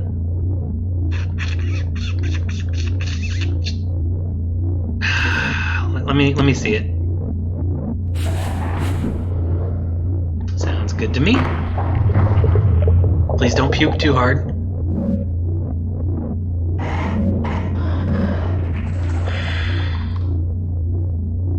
Here, I'll give you a kiwi as well. Just to kind of make you feel a little bit better about me making you vomit. Let me do this really quick, though. There we go. Let me see if you want cashews today. You might be more... Okay, no. Let me see if you like pear. Okay, no. Okay, so pear is... Was pear better than strawberry? Or, yeah.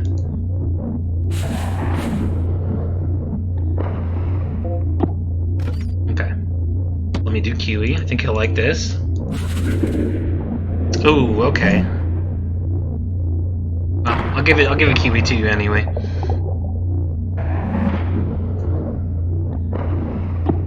Okay. I will leave you for now. I'll feed you the last thing later. And I want to look at what you vommed.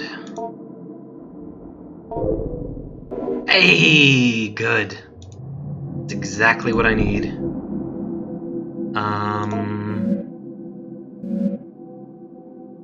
Content and ready to cooperate. Good.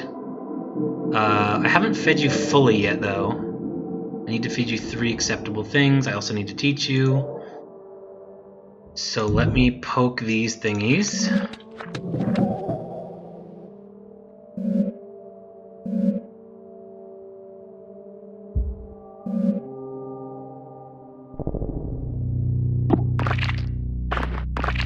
Oh, that's a disgusting noise. Squish, squish, squish, squish, squish, squish.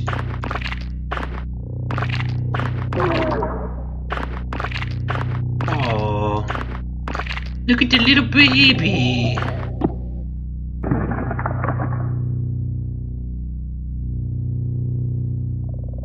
Self-sufficient animal form knit together from years of ambient thoughts left to crawl around the basement. Grandpa may enjoy the flesh. Okay, another thing for Grandpa to eat. Little friends. Who are your little friends, Grandpa? Why are they running around like crazy people? Okay, I've already done that one.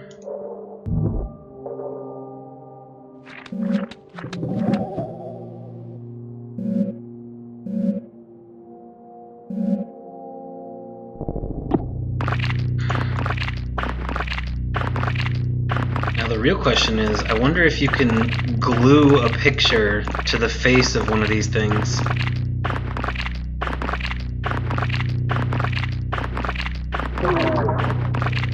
God, it's a terrible thing.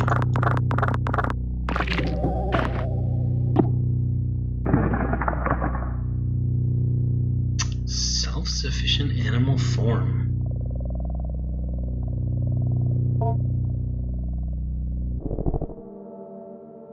I'm assuming if you feed him, it will, like these, it will like make him remember. Have I done this? Oh yeah, I have already done this.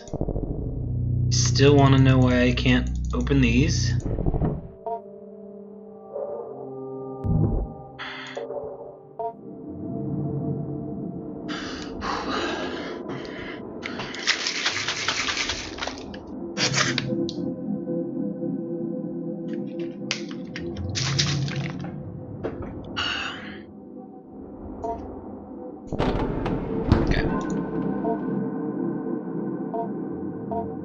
Unappealing items that can go there yet.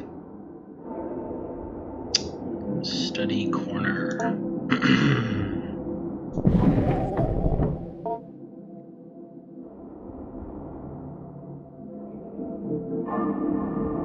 Okay, let me teach him. Well, actually, let me feed him first. Why am I looking this way? Let me feed him first. Let me feed him.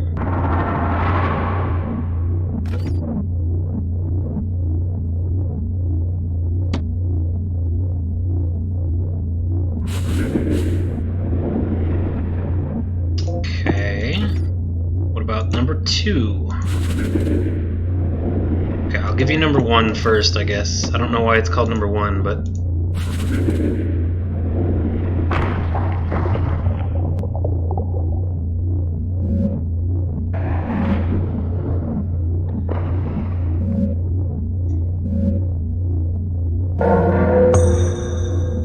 Proboscis. Is he a freaking mosquito? Yuck. Okay, I'm gonna... Bye.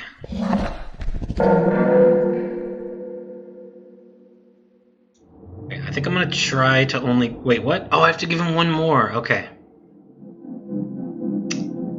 I think I will give him the other one. Or should I give him... Should I, like, slow his roll a little bit? Now, the real question is, will I be able to get 2 more of those humanoid things tomorrow? I think I will. Oh, okay. Has been sated for this week. All right, good. So let me give him something good.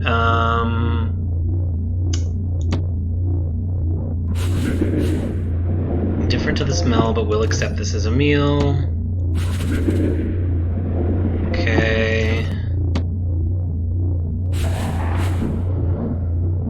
Okay, so So I think was this better than those two? Give you some cashews.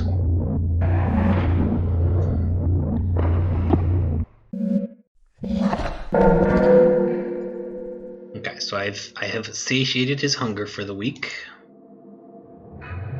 and then now I will teach him how to Dougie.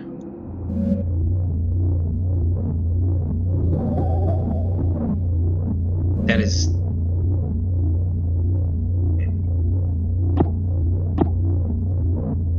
I mean, should I? You know what? Sure.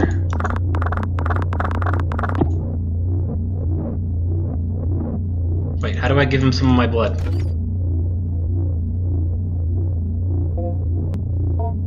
Oh, wait a minute. Oh, I don't want to do that. That would be bad, wouldn't it? Okay. So can I give him one of these? No. That's just to see what I have.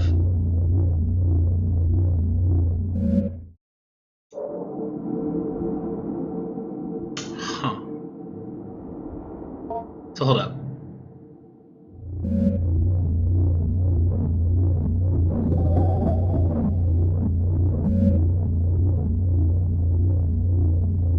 Oh, if only for the sake of propriety. Wait, let me see that.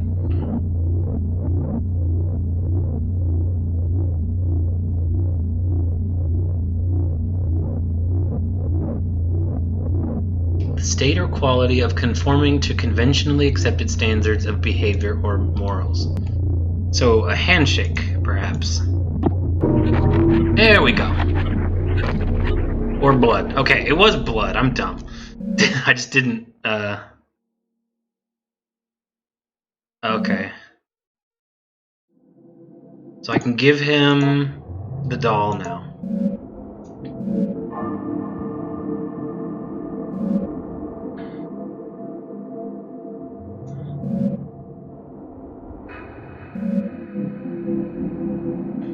Ah, okay. So I need to find Faza. Faja! Let me teach him.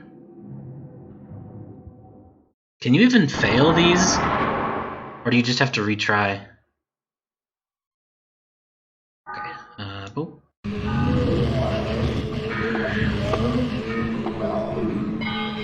I assume if you're bad at it, it just takes longer. Like, I don't feel like you can actually fail this. Oh boy.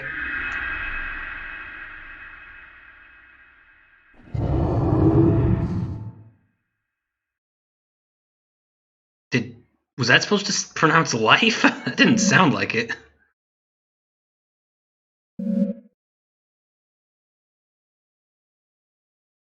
Uh-oh. Whiskers appeared to recall some information from a previous growth cycle. We cannot be sure that this was really the case. For all we know, what we interpreted as it recollecting this information was really it drawing semantic content from one of our recollections of it and redeploying it without rationality or contextualization. For the sake of our safety and for the sake of scientific inquiry, we are attempting to draw out from Whiskers whether it somehow retains knowledge from previous cycles in its morpholactic nucleus. We did not think it was possible the nucleus, though complex and incredible in its regenerative abilities, was capable of this, and that the nerve network that grew from it made up the base of Whiskers' mind.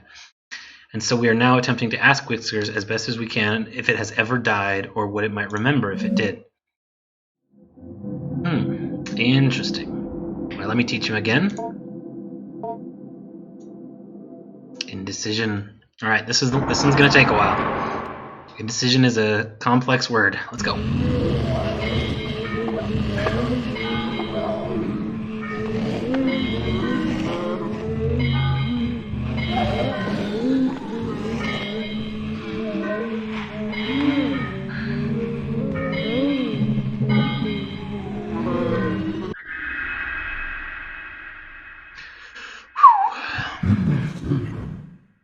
Wow, that was pretty good. Great job, Grandpa. Having completed the lesson, you take a look at the back of the vocabulary module card and the notes there written by administrators of the past. Articulation problems. Possible trouble with diphthongs. Diphthongs. I didn't look that up. diphtheria vaccine. Sound formed by the combination. Okay, yeah. Indecision. Cision. Oh, it's probably jeune. Because jeune is, it's not indecision, it's indecision. That's probably what it means by a diphthong. Anyway. We're introducing the latest growth of whiskers to more subtle social cues and testing its ability to judge mental states of participants in conversation. The semantic content that flows to whiskers via its psi field is still becoming muddled and slipped without distinction into conversation, although our intention of instilling it in a solid theory of mind will perhaps make it begin to understand that we do not know what it knows or know what we are without our control sending to it.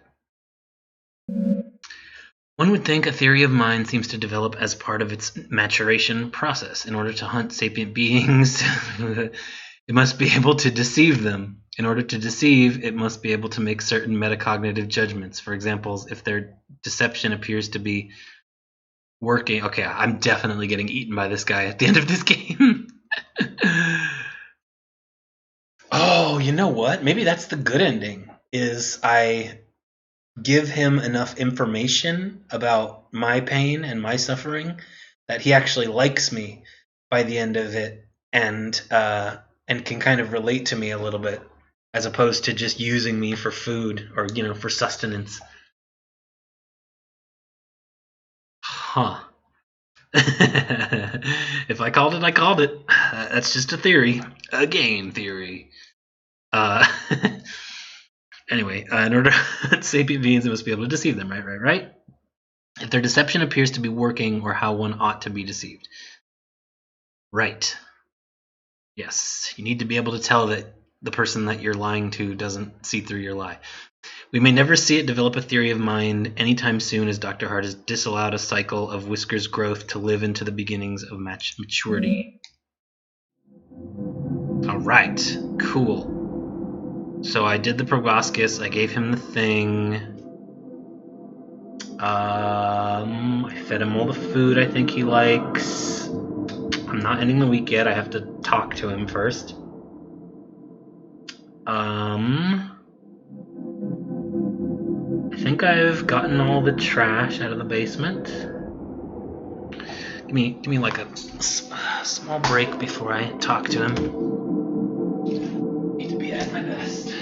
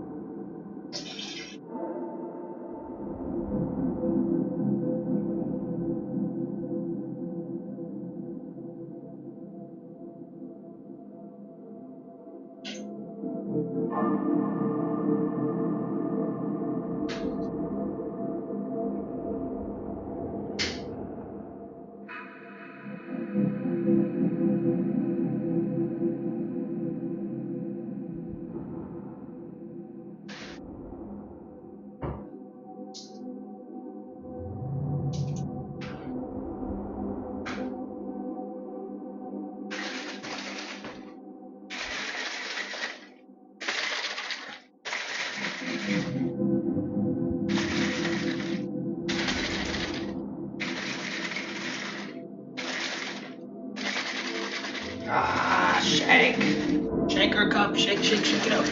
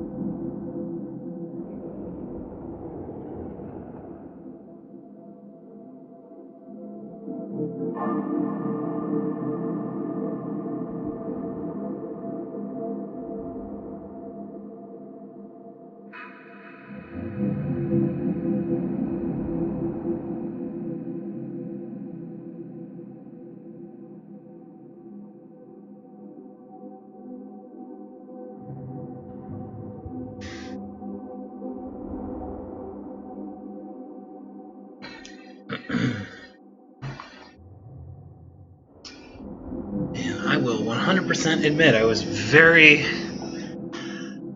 I guess, intimidated to begin this game, but goddamn, now that I'm here, I'm like so intrigued. I'm definitely finishing this game all in one sitting. Okay, let me see. Okay, let's do it.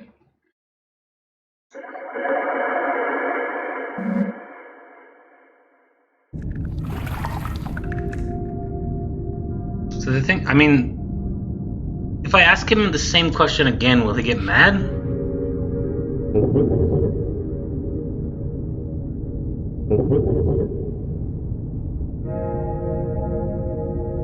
Wait, hunger is not enough. On the walls of the cave, the auroch can be hunger transformed.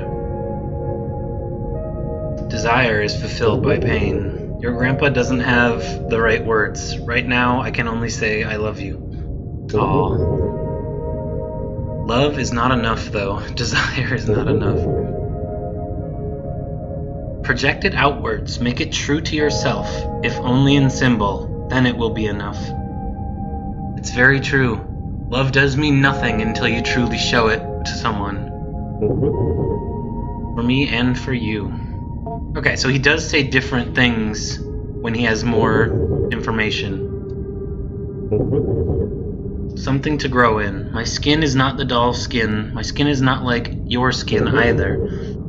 I can still feel your eyes on me inside my shell. I have many eyes to see, but I don't need them as much as I need your eyes, with which I can understand as seeing me.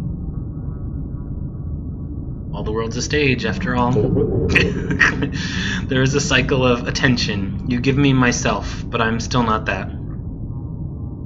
Yeah, this is definitely some like, we're all connected. The more I interact with others, the more I find myself. That kind of thing. Definitely. Slowly I form my human shape, and you see me more as human, and I become that. Nice. Do you have anything to say about this today? They kept putting me in a box, sleeping, and then satellite, and then in a box in the corner, in the darkness. Most of you couldn't read then. The scribe came and wrote what everyone said. They wrote on strips of bark with thin reeds. I mean paper, yeah.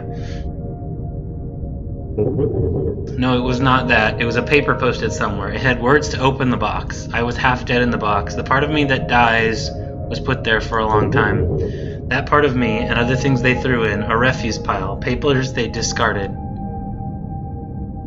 I don't know where the biohazard bin is, but I know the code for it. How well can you talk, Mr. Grandpa? Grandpa is old. My lives were easier before I made myself to speak, and before you made clothes to wear and rules to obey. Ah, interesting. So this isn't perchance my grandpa. This is like the grandpa of humanity. Or maybe something like that. Grandpa's old. My lives were easier. I keep putting my hands on WASD like I can do something with that.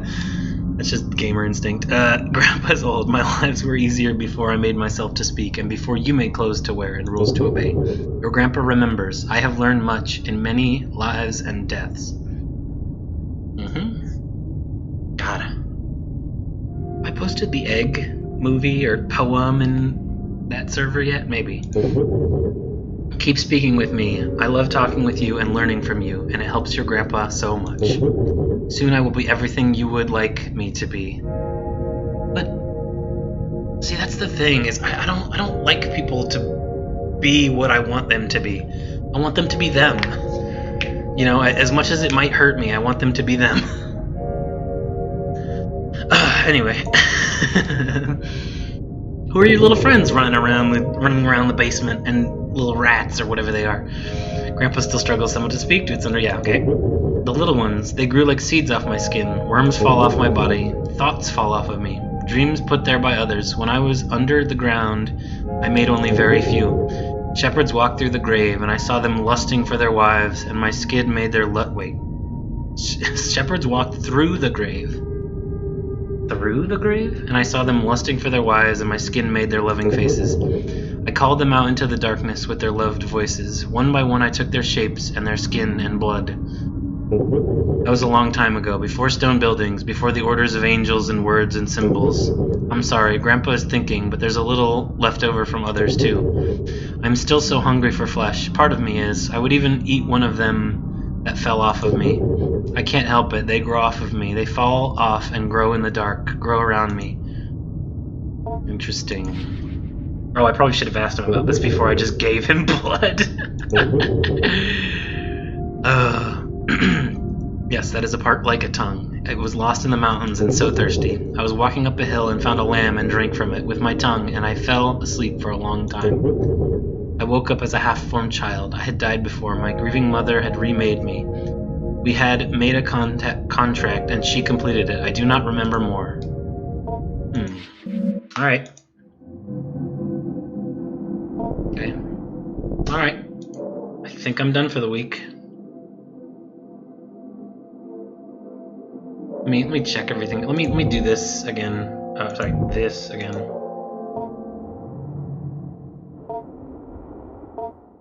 Nothing new here, right? Okay, good.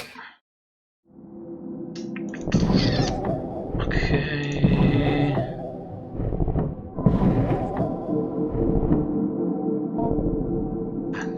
Nothing here. Wait, it doesn't say clean. Okay, that's weird. I suppose it doesn't say clean because you probably can't find anything on it next week. Alright. I think that's good. I think that's good.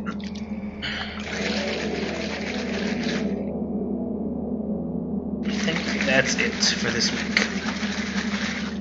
Alright. Alright, game, tell me what I learned.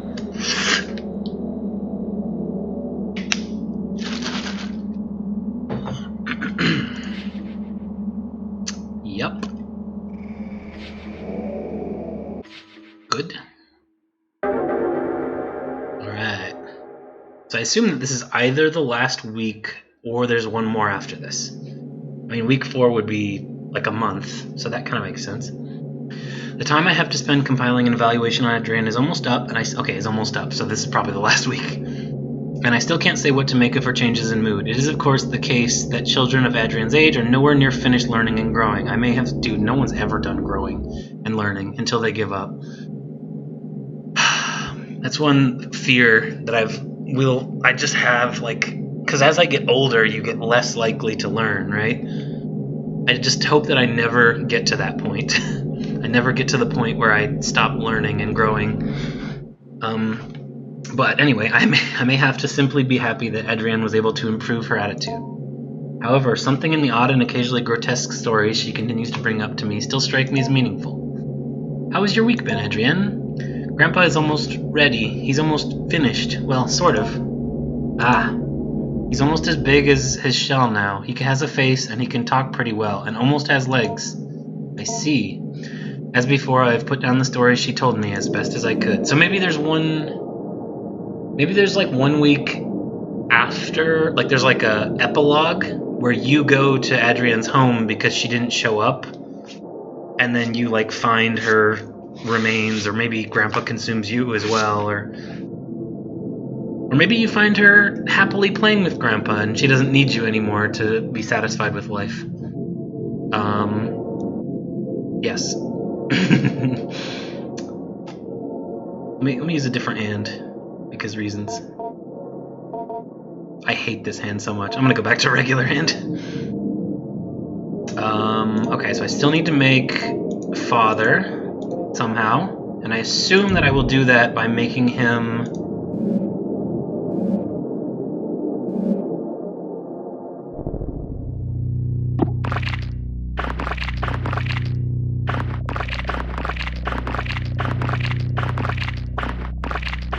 I assume that I will get a flashlight from making Grandpa vom today.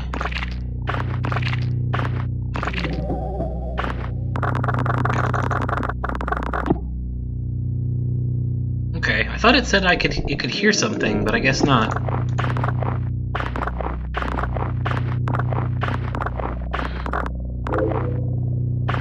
Is that a tongue? What is that? Let me fully clean everything up. Even though I don't really think I need to. Okay, bar of soap. This is what I used to make him vom, but what do I put it in is the question. Does a pear have the same consistency as a bar of soap? Probably not.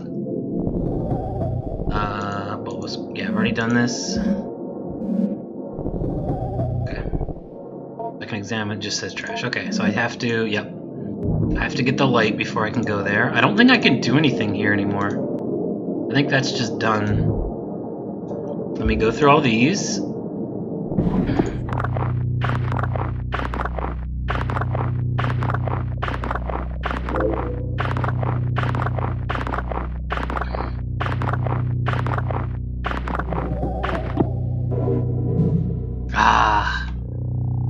Of course, everyone searches for meaning.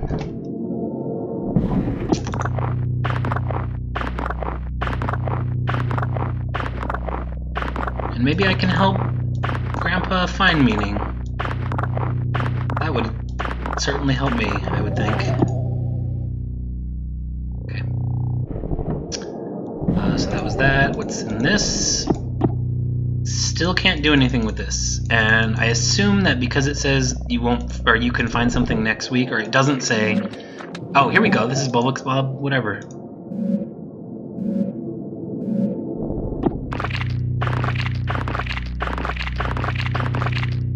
Oops.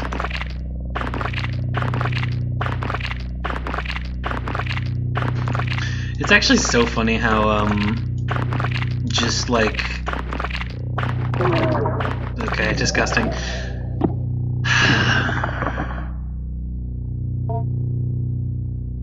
It is, it's very funny how satisfying the whole cleaning process is. Okay, yeah, so I don't think I can get anything else out of there. Oh, that's actually a good question. Where is... here? No. Oh! No, one of the growths won't be this, right? I don't think so, anyway. So yeah, I put this in there, maybe? I'll see if I can find something else in the,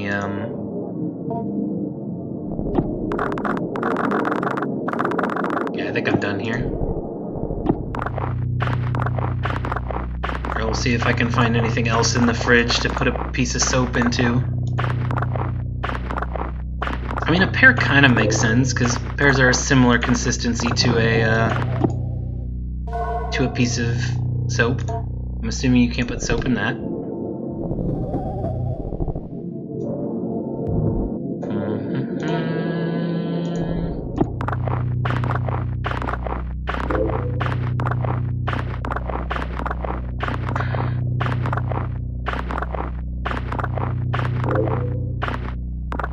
Ugh, what is that? Okay, let me guess before I click on it. It's definitely a piece of food. A mushroom. Hey! I successfully guessed it. Let's see. Symbol. Ah, must teach Grandpa symbolism. Okay. And I will clean this out again, even though I paid it. And there's probably nothing for me in here anyway.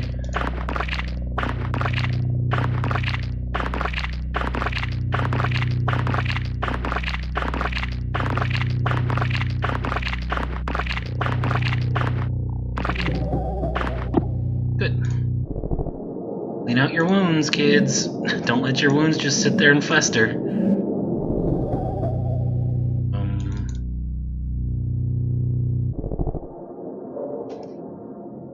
I kind of want to go back there again. Okay, okay, so I think I'm done here. I did this whole trash pile, right? Yes. Double checking everything. Okay, so I need to go in there. As soon as I get the flashlight, I need to go this way. But I will have to get that from Grandpa. So let me go to the kitchen corner. Actually, let me go to the study corner first just to make sure. There we go. Make sure there's nothing here. Good. I will check all of these again. Go through my study drawers and make sure I have collected all of the notes that I need to continue.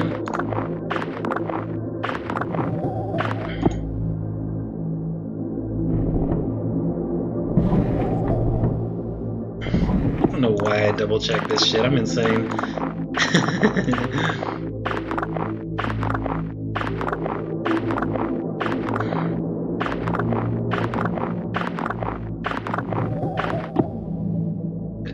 That was number 2. Now number 3.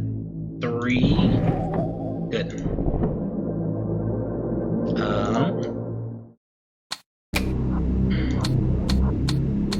Okay, so I think I won't be getting any more radiological images unless... Yeah, because that doesn't say radiographs 1, it just says radiographs. Okay. So, yes. So, study corner is done. Kitchen corner. Let me find these.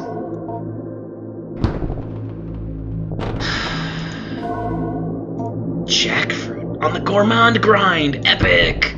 I got all the foods, I think. Apple.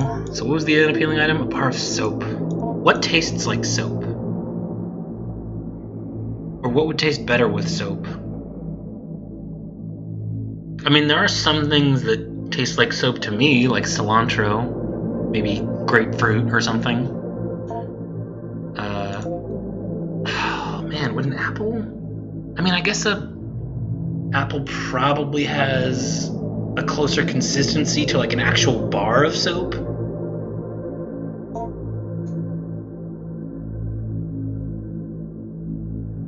It might hide a bar of soap a little bit easier. I will think about that later. I'm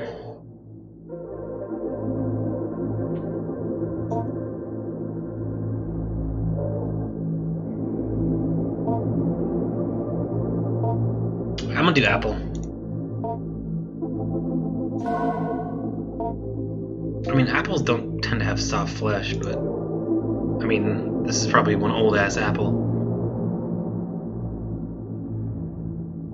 I mean, a pear probably has a closer consistency to like a really wet piece of soap, though.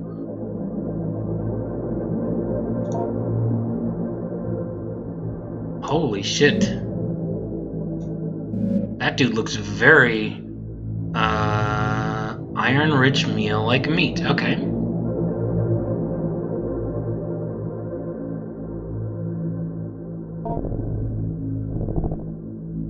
Okay, so let me feed him, or let me see if he will accept the apple.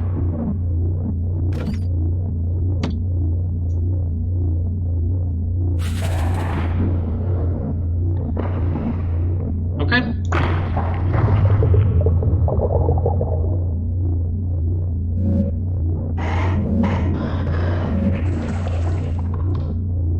Okay, and I will also give you the meat you so desire.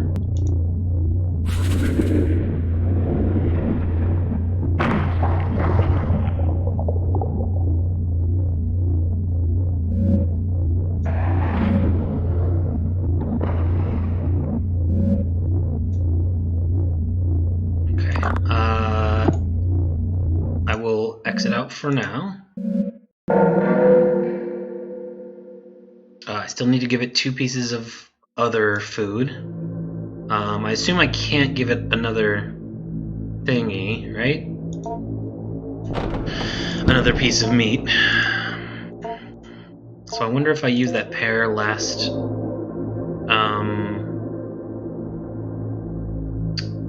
Oh yeah, let me go to Grandpa, check the thingy.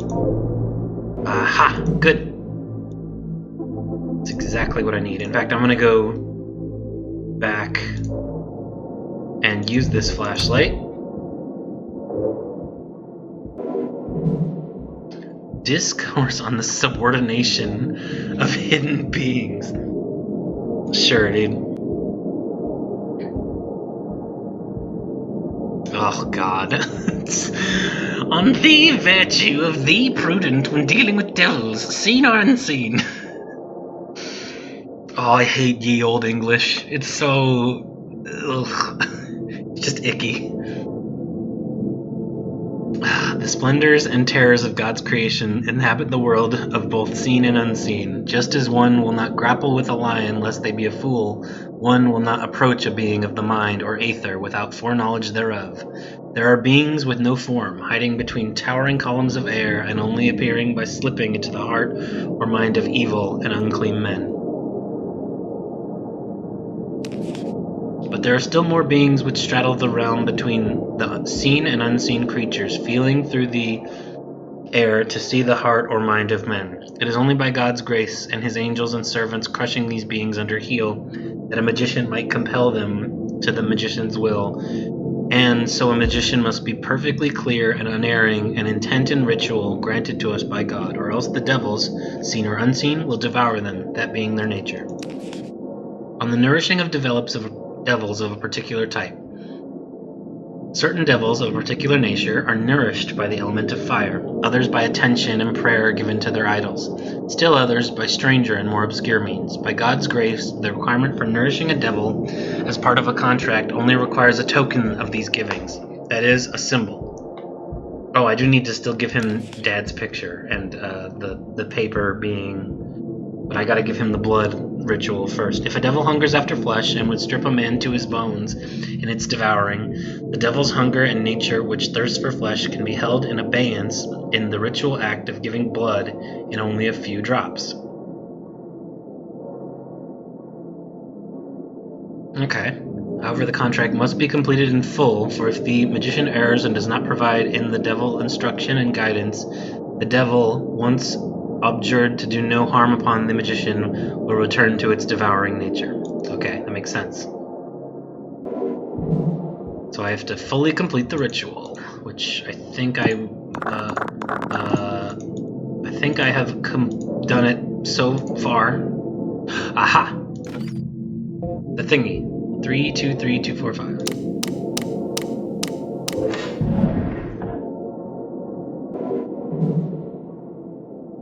A photo of your father as a young man. That's some long ass hair, dude. And okay. Okay, I can't go further left. Okay, so I think I've, inadvertently, without prior knowledge, I think I have performed the ritual correctly thus far. Just based on what I have done so far and what that thingy said, and it's terrible old broken English that I actually hate so much.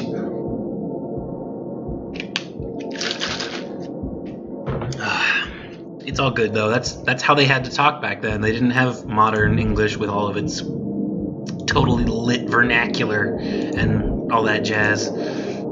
Okay, so I think I'm good.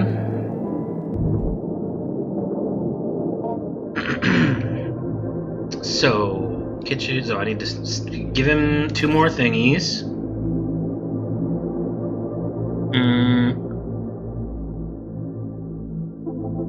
Okay.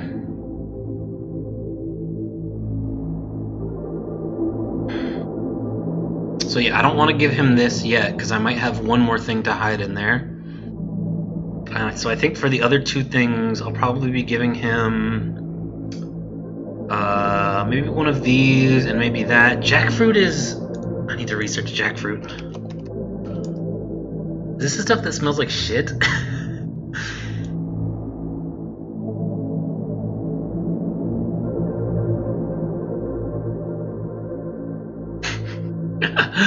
Oh my god. Hungry elephant tries plucking jackfruit from a tree. People applaud as it succeeds. Aw, that's cute. Why should we not eat jackfruit? What?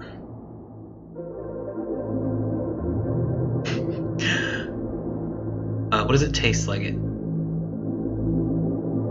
Okay, like mango or pineapple. Okay. That sounds fairly good. The only problem is that it has a very hard outer shell, so it looks like it'd be really hard to just eat if you were to just give it to someone. So I'll probably give him... I mean, me personally, I'd probably prefer flatbread. Obviously, I'll let him smell everything, and I'll gauge his reaction. So yeah, and I want to. Yes. Oh, his proboscis is out. Right. Let me do that.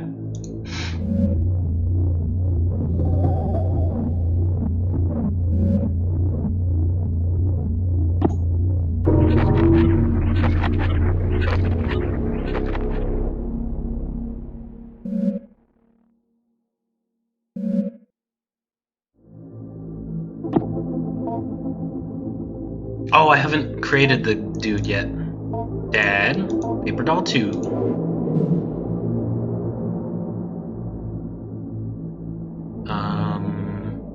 Should I teach him? I'm gonna teach him first, and I'm also gonna finish feeding him first. Alright, how do you like the smell of this again?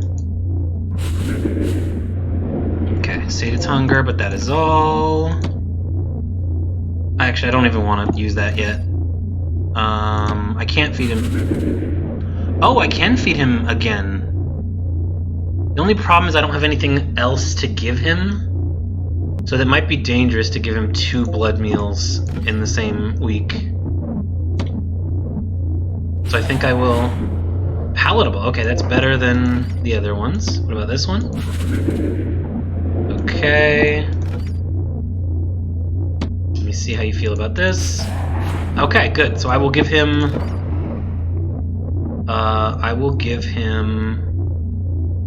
mushroom and jackfruit, I think, right? Oh, no, sorry. Flatbread and jackfruit, yes.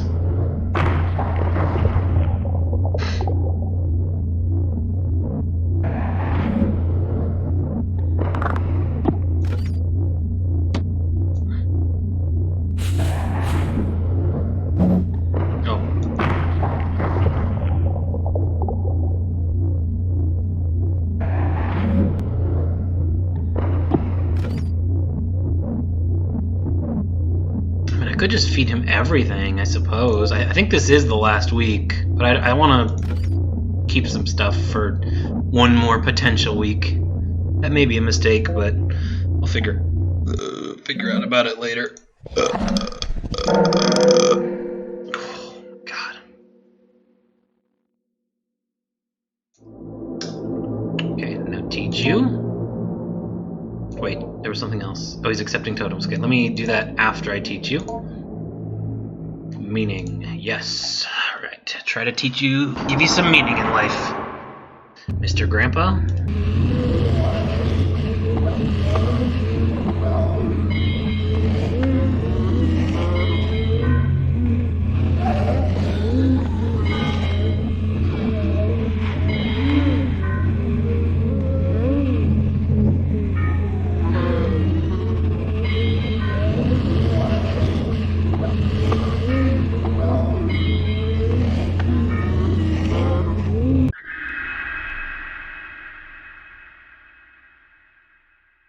Okay. Yes. Okay.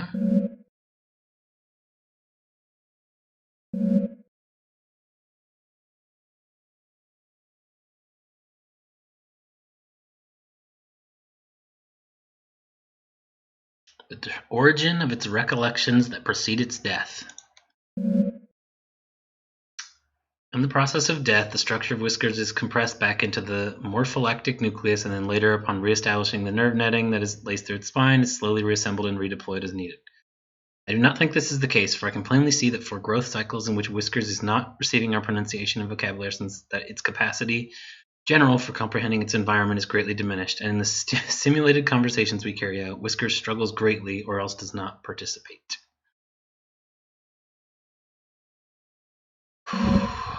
In In any case, we will press on with our lessons and heed Dr. Hart's caution regarding termination of the growth cycle before Wister's allotted growth time passes, or if it appears to be becoming just a little too competent at appearing human.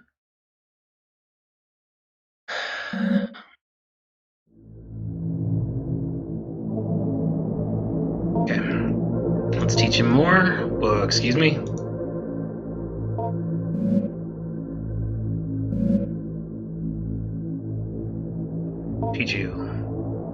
Teach you the word symbol. All right. Symbol, symbol, symbol.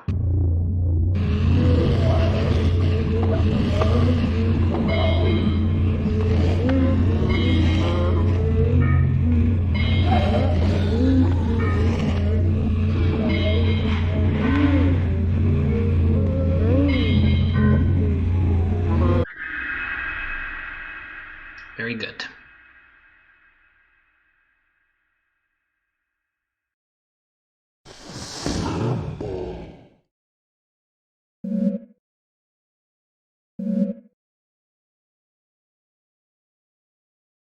There appears to be nothing written here, or if there was, it was thoroughly erased. Interesting. Okay, well, I will give you the totem.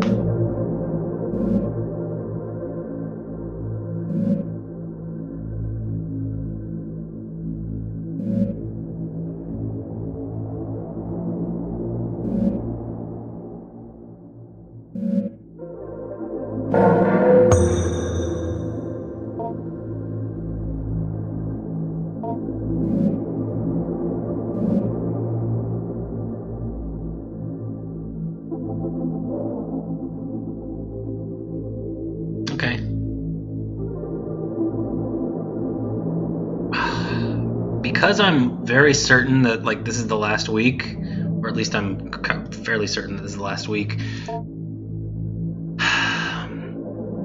I almost just want to feed him the rest of everything, but I also don't want to feed him too much either, because that might, I don't know, make him a bit bloated or whatever.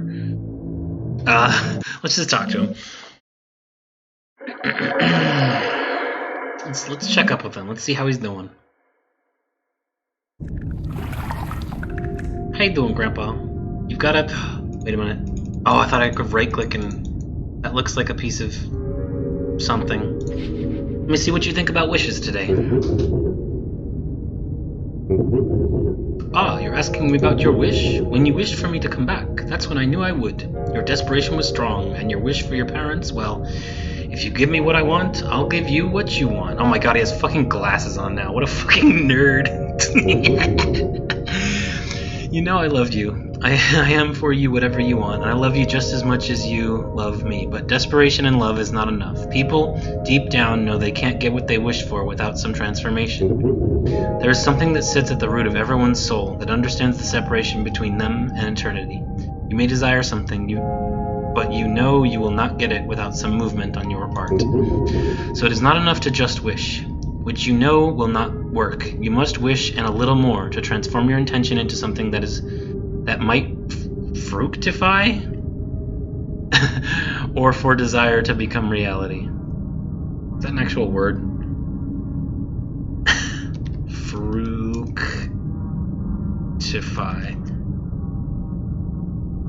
Fruitify? Ew. I did not need to know what fruitify means.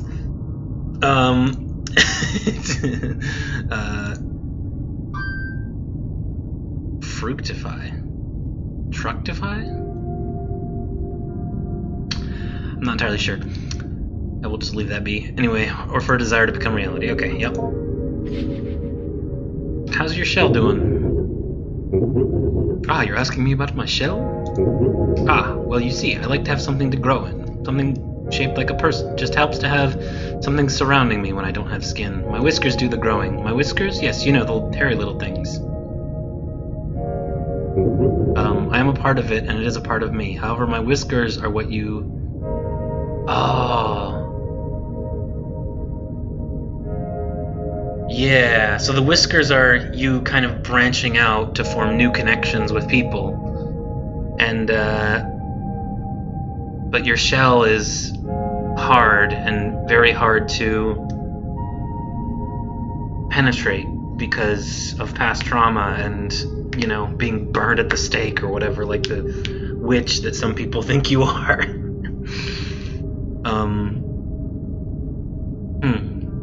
My whiskers heard you wishing for me to come back, and so they went to work in the shell you provided.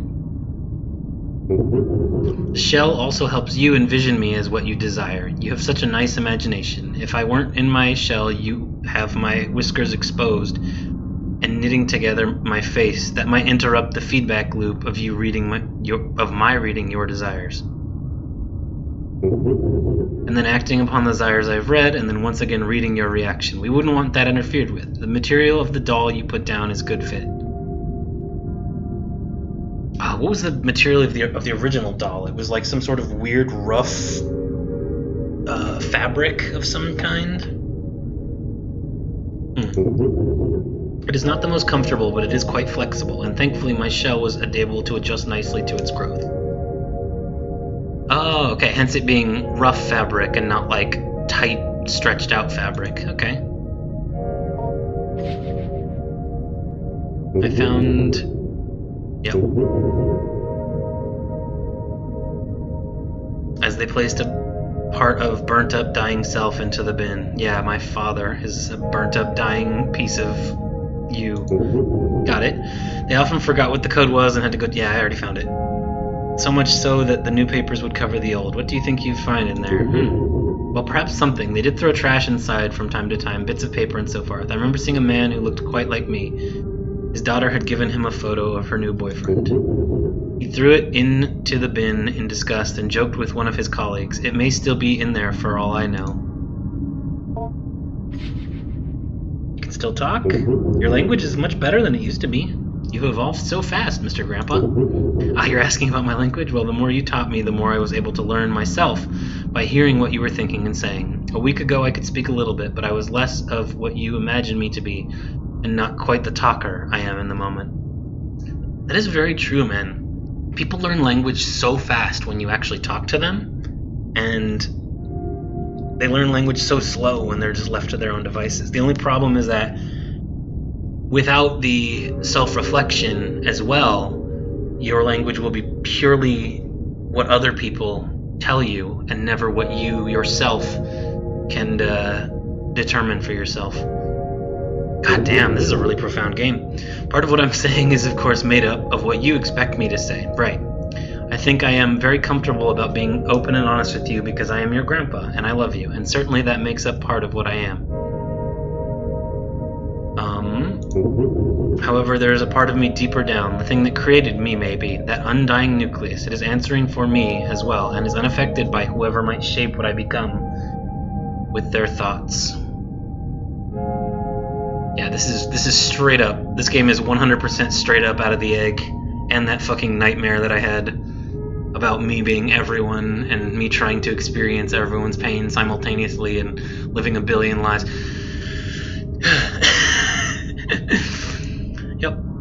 Yep. Any more insight into what your little friends are?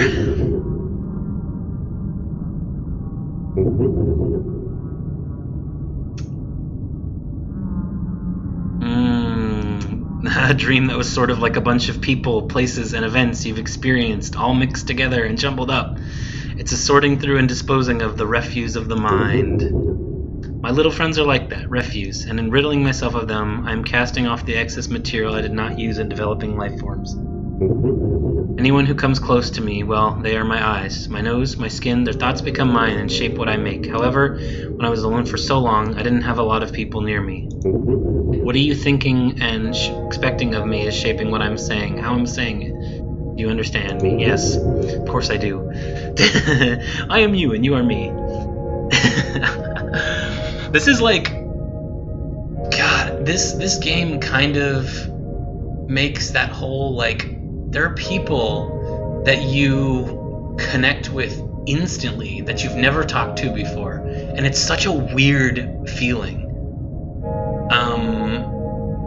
Yeah, it's such a weird feeling.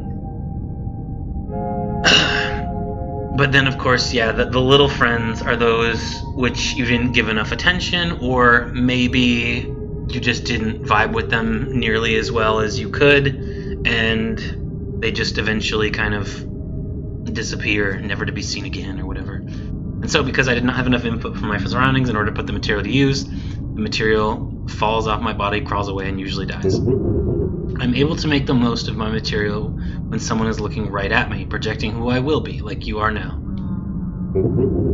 What you are thinking and expecting of me is shaping what I'm saying now, how I'm saying it. Do you understand? I try my best to, man. What are your blood sacrifices mean to me? Okay, you're asking me about my proboscis. It's just a little tube I keep to help me feed on blood. You could say it's my real mouth, but it is not really a mouth. It appeared because you fed me flesh. One of those little friends you found, I think.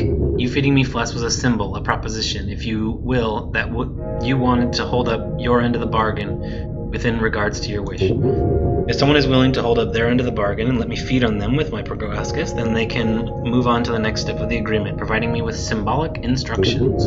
I hope that helps clear things up. Oh, you have another question? Do I like the blood? Well, my whiskers, I believe they like blood, and the flesh, it's strange. They are me, and yet they are now me. Wait, they were me, and yet they are now me? Is that what you mean? Or they always have been you? It is always really fucking good to like check in with old friends that like you just haven't talked to in a very long time. Even if it feels like you're consuming them for sustenance. It's always good to check in with them. I mean, do your best to not actually consume them with, you know, pure desire or whatever. But yeah, I understand. I am bound to them. They control me, and technically, yes, they did make me. However, you were the one who really grew me. That is sometimes new friends grow you more than checking in with old friends as well. That's very true, very true. In some ways, those whiskers, they are me, or a part of myself, or I am a part of it. That part is much more animal-like.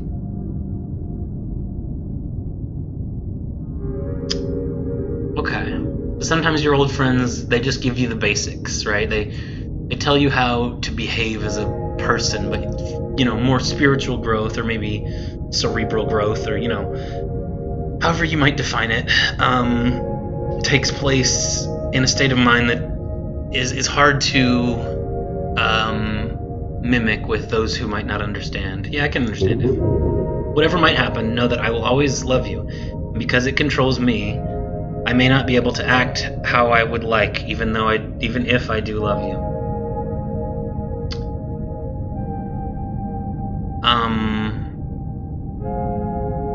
Right.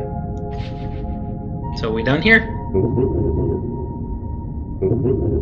Thank you so much for completing the contract. I'll definitely help you out with your parents. Just give me a little time and I'll be ready to act. I think you'll be very happy. Your grandpa is very happy too. You did it all by yourself, you know. I couldn't have helped you if you tried. Or, I couldn't have helped you if I tried. I mean, I didn't do it all by myself. I helped you, you helped me. That's kind of how it works. I would have really not have liked to, well, I did not want you to not complete the contract. I would have hated that. I would have really not have liked to, well, I did not want you to not complete the contract. I would have hated me not completing the contract. But I would have really not have liked to. I would have really not have liked to. Well, I did not want you to complete. Okay. 1, 2, 3.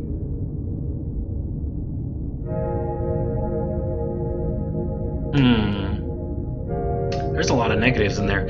I'm thinking that what you mean by this is you would have liked to, well, consume me and, you know, just whatever. But then you also get a lot of growth out of finding an equal, maybe, or some sort of person who might have a similar mind to you, or, you know, the people who challenge you truly are the best, and challenge you in ways that you might not have considered before. I definitely 100% agree with that. You can't really, you can't really remain friends with people who don't get it, you know? There's like some weird it that friends have to know to maintain friendships with you. And you definitely like to laugh at people for being stupid or whatever, and it's definitely something that it feels really good, but it feels really good in like a really dumb, bestial kind of way. It doesn't feel good in like a I'm actually progressing. I am, you know, doing better in my life because of this kind of way. That's just my interpretation of this. But oh, do you understand why I would have had to consume me? So much of your lives are made up, and yet what comes to pass was always once a fiction. You doubt yourself and your plans before they are even begun, and you believe what is in front of you as if the essence of things was not something you put there long ago. And you believe what is in front of you as if the essence of things was not something you put there long ago. So you just believe face value. You never look deeper.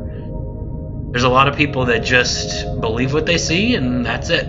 They don't look deeper. You always have to look from the point of origin. You can't see things as they are. You have to do more. You have to see more. You have to, yes. Too much doubt can suffocate even the surest thing. Only with patience and growth and nurturing does something become what it will be. As you soon shall see. Is there anything else? Nope.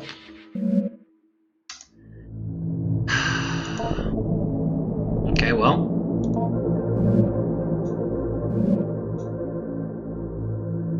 Okay.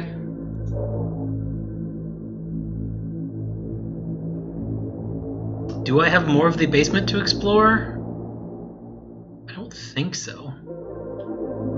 I think I'm ready to see what kind of ending I got. I hope it was a good one. I hope I did good enough.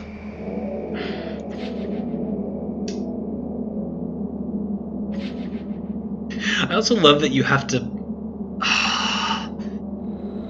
I mean, I think I kind of understand the whole point behind feeding Grandpa poisonous things coated in sweet ideas.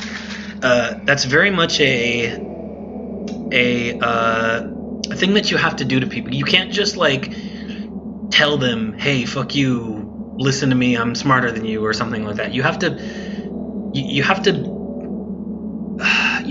to bring difficult things to people in a method that is digestible. You cannot just say, "Hey, you, fuck you, you're stupid." You have to you have to let them understand on their own through simple guidance and not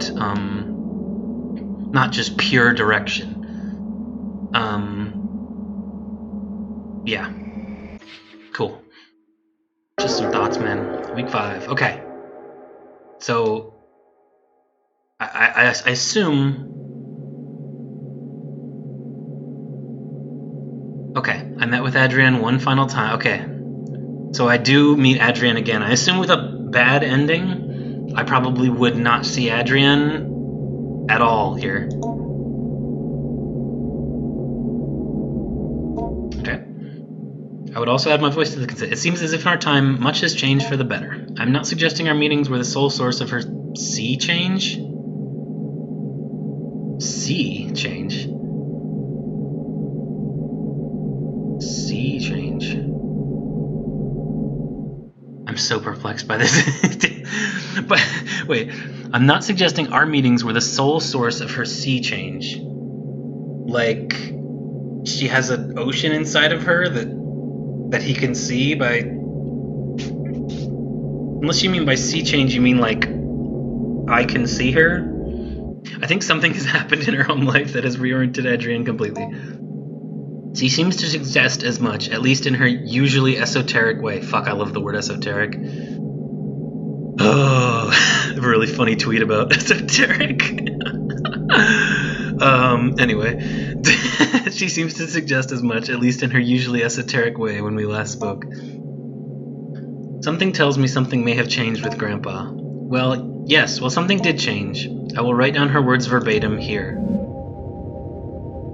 I went down the stairs like I always did, but I sort of felt like something was different. My parents weren't arguing, and I felt something had changed with Grandpa, too. There was a weird noise, but I wasn't afraid.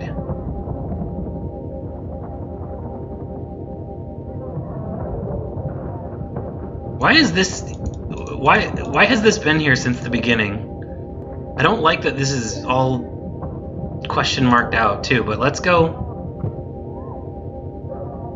Actually, I'm just gonna sit here and listen for a second.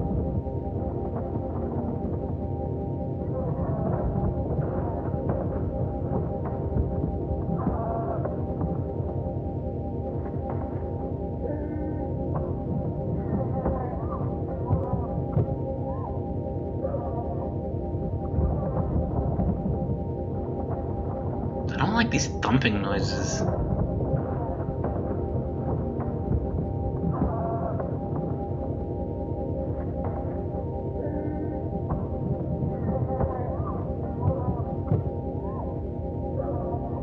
Alright, I'm gonna go for it. Oh, yep. I don't like this. I don't like this at all.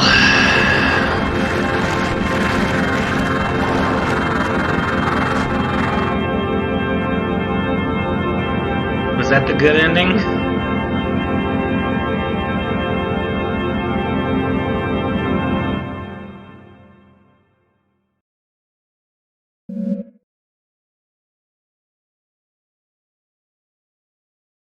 I think Grandpa had to leave, but before he left, he made my parents nice. He reached inside and changed them. That was my wish.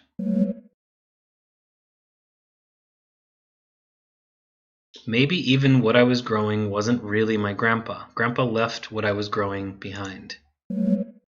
He is gone now. He moved quickly out to I don't know where, but I'll always love him. I dismissed Adrienne soon after, letting her know it was a pleasure getting to know her. Despite my apprehensiveness about the speed of the turnaround she has made, I cannot see any reason why Adrienne should be considered for further evaluation. And as a counselor for Adrienne, let it be known that I believe she is of sound mental and emotional health. I am pleased to see things turn out this way, and if I may make a brief addendum, by happenstance, Mrs. Richardson bumped into the Hart family the other day while running an errand.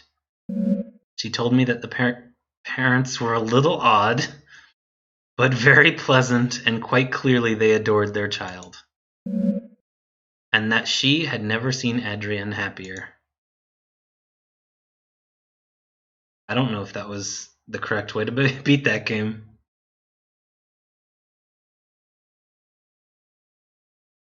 This, why is it loading? Didn't crash, did it? Okay, whew. You got the fulfilled contract ending.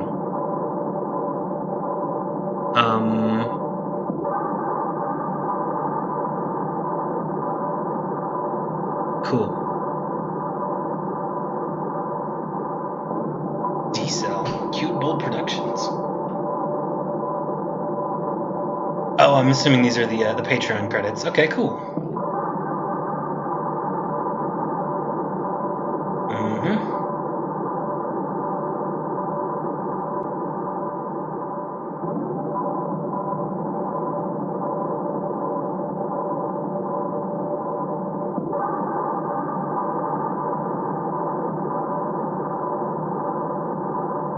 My real dad.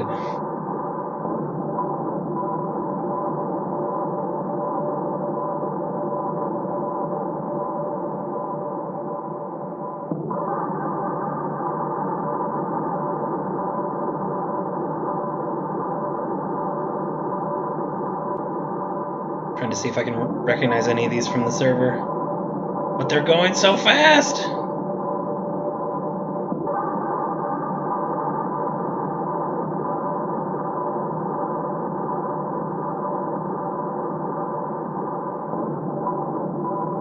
Of course, their name on Patreon may be different from their name on the server. Meme Man! Mindless.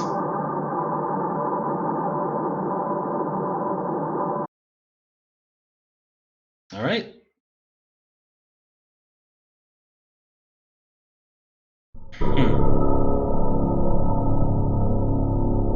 Damn. I'm so curious what it would mean to not fulfill the contract. But man, all I can think about is the way that my parents just became like good. It reminds me so much of that Rick and Morty episode. I mean, to be fair, games must know about Rick and Morty because you put Cronenberg in the description of this game. But the Rick and Morty episode where they get rid of their toxic selves and they become just such assholes, like such unbelievable, insufferable assholes. And I don't know. It really does. I really don't like the idea that Grandpa just sucked the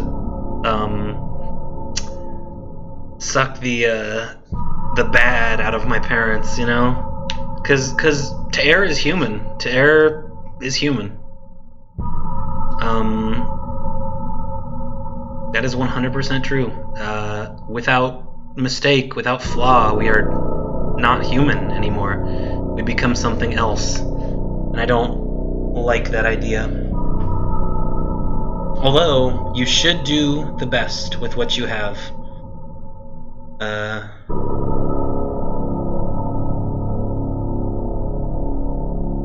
don't know.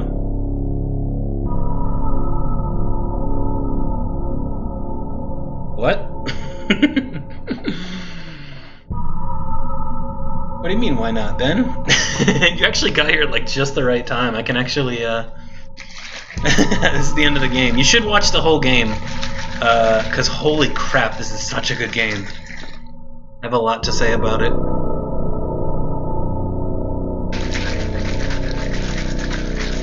Goddamn. Always right on time, baby. Ah!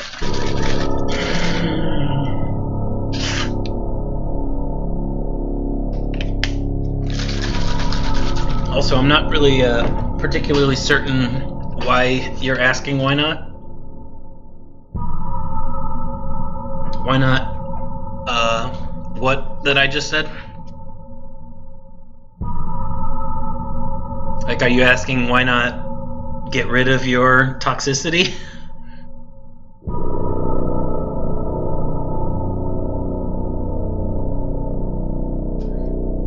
Okay, well, so the problem is that, no, I mean, like I was saying, to err is human. The without flaw, yes, I know you want to get rid of it. That is definitely a feeling that we both share. I really do want to get rid of it, but without it,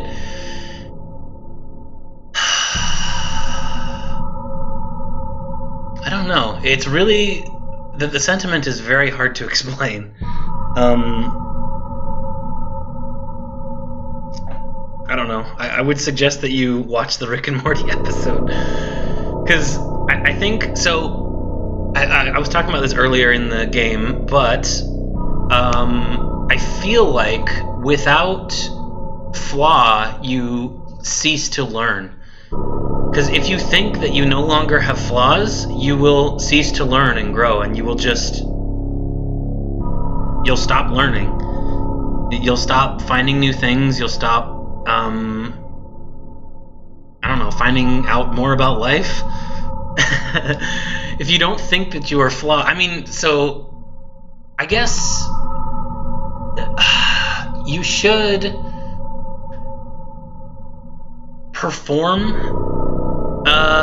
as without flaw as you can, but you should also yeah.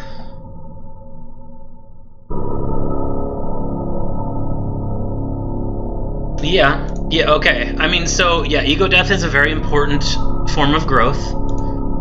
I definitely 100% agree with that. I mean, I feel like I kind of lost my ego at a very young age.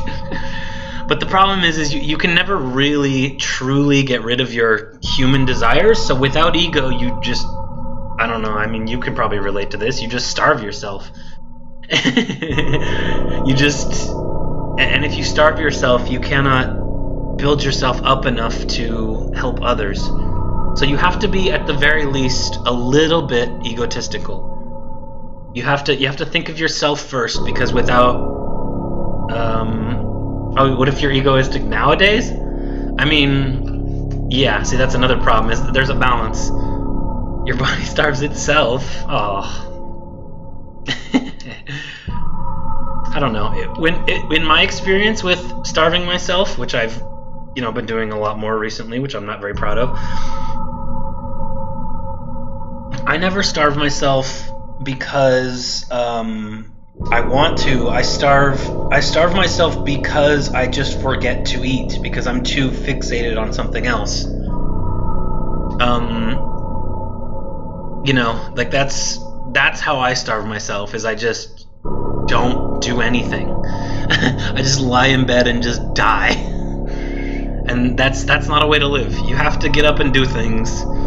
As painful as it may be, you do have to get up and do things.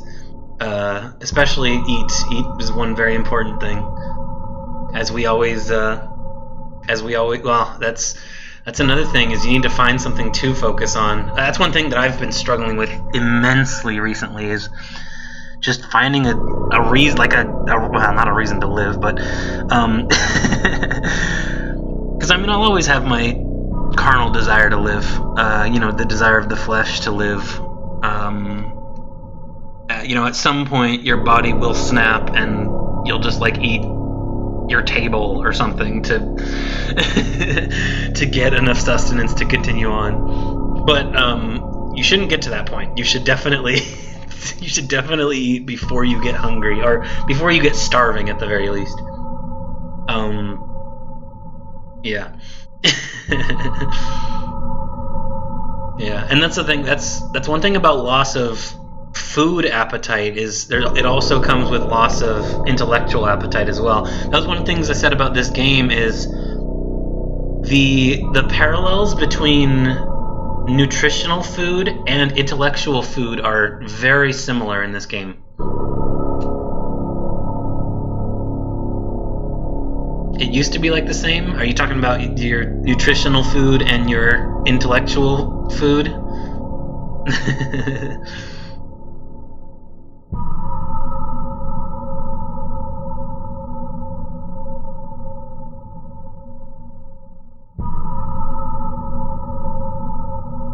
Also, what point do you think you're past?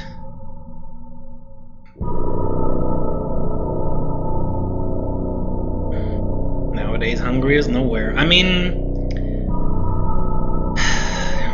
yeah, I can definitely relate to that. So the thing is I don't really know if I hunger so much as I feel sick for not eating. There's very little desire to eat, and more of a desire to make my stomach hurt less, or make my blood give me more energy, or something like that. But you gotta do it anyway, man. You gotta eat the lettuce. It's important.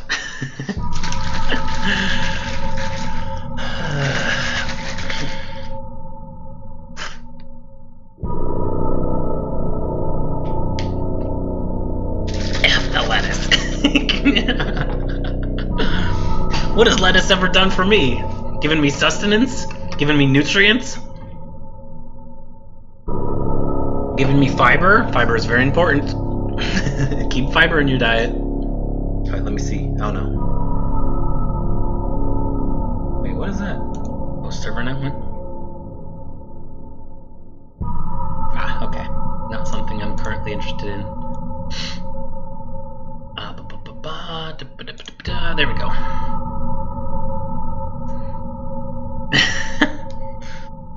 Oh, come on, Ben. But why do you need caffeine? Unless you mean death. I love the way that you say caffeine and coffin, But that actually is a very good question, is why do you even crave caffeine? Because caffeine just feeds anxiety, really, for me personally, if I drink too much caffeine, I just get super anxious and just, God, I get like, so caffeine, like a small amount of caffeine really helps me with focus. Like right now, the only reason I've even finished this game, because I'm 3 hours into a game that most people in Steam reviews said it only takes them an hour and a half. Mostly just because I've been like everything that I read, I will also explain some, thingy about it. But yeah, you drink too much caffeine and you just become super unfocused, and you're like, your heart races and you're just like, your body is just barely surviving because there's so much adrenaline going through your veins that it's hard to really do anything. Everything in moderation, Ben. That's the only advice I can give you.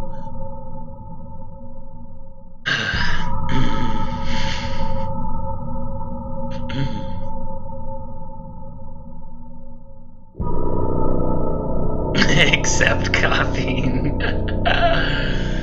Yep.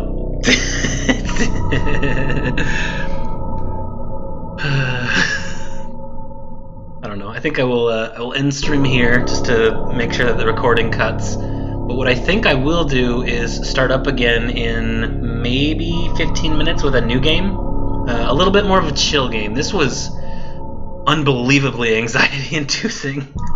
I'm gonna play a little bit more of a chill game afterwards. God damn. I also love how I'm just chilling here talking to you with just creepy ass horror music in the background.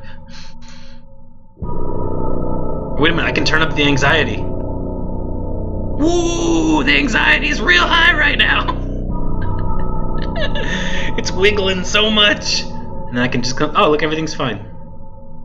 No anxiety right now. Everything laser focused. Send Tuto. Oh, a tutorial of how to live life? I wish I could, man.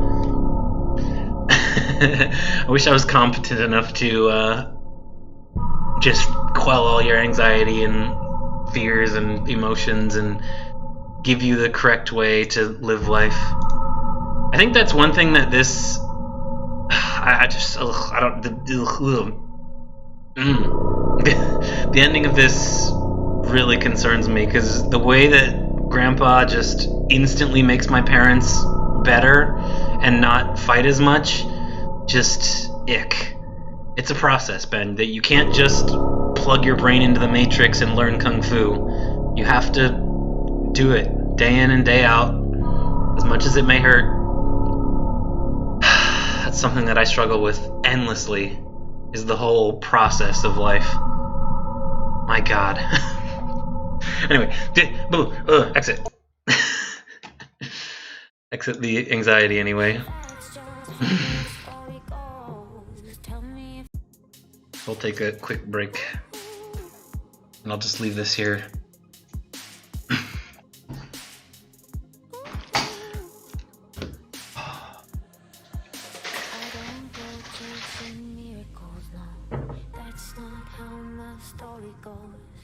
You could be my hero before I let you go.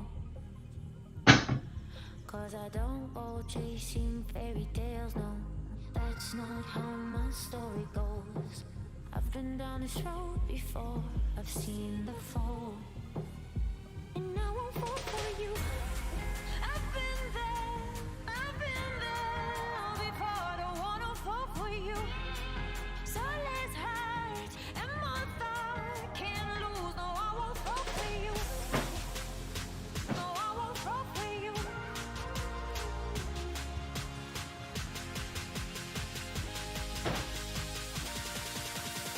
And I won't fall for you.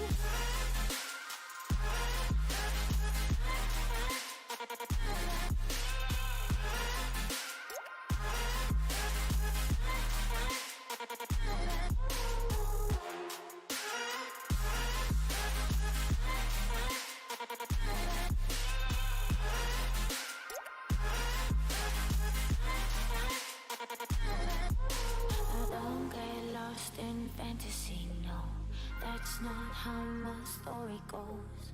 Every time I've let you in, you've let me down. And the people who say that it's magical, no, that's just how their story goes. Tell me if I let you in, will you be my foe? No, I won't fall for you. I've been there before. Don't wanna fall for you. So let's hurt, and my thought can't lose. No, I won't fall for you. No, I won't fall for you.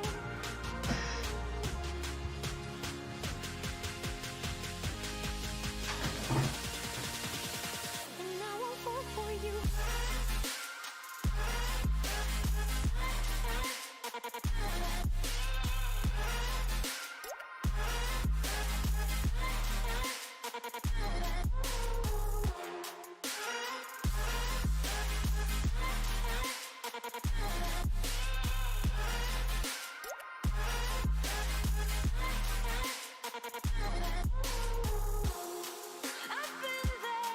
I've been there before. Don't wanna fall for you. So let's hurt, and my thought can't lose. No, I won't fall for you. No, I won't fall for you.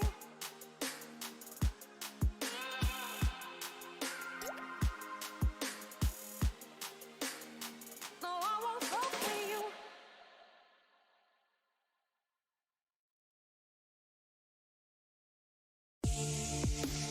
Ah, shut up. Okay. Okay, I'm gonna end stream there. I will be back in 15 minutes ish. Just take care of a few things and then restart the next game, which will be Sable.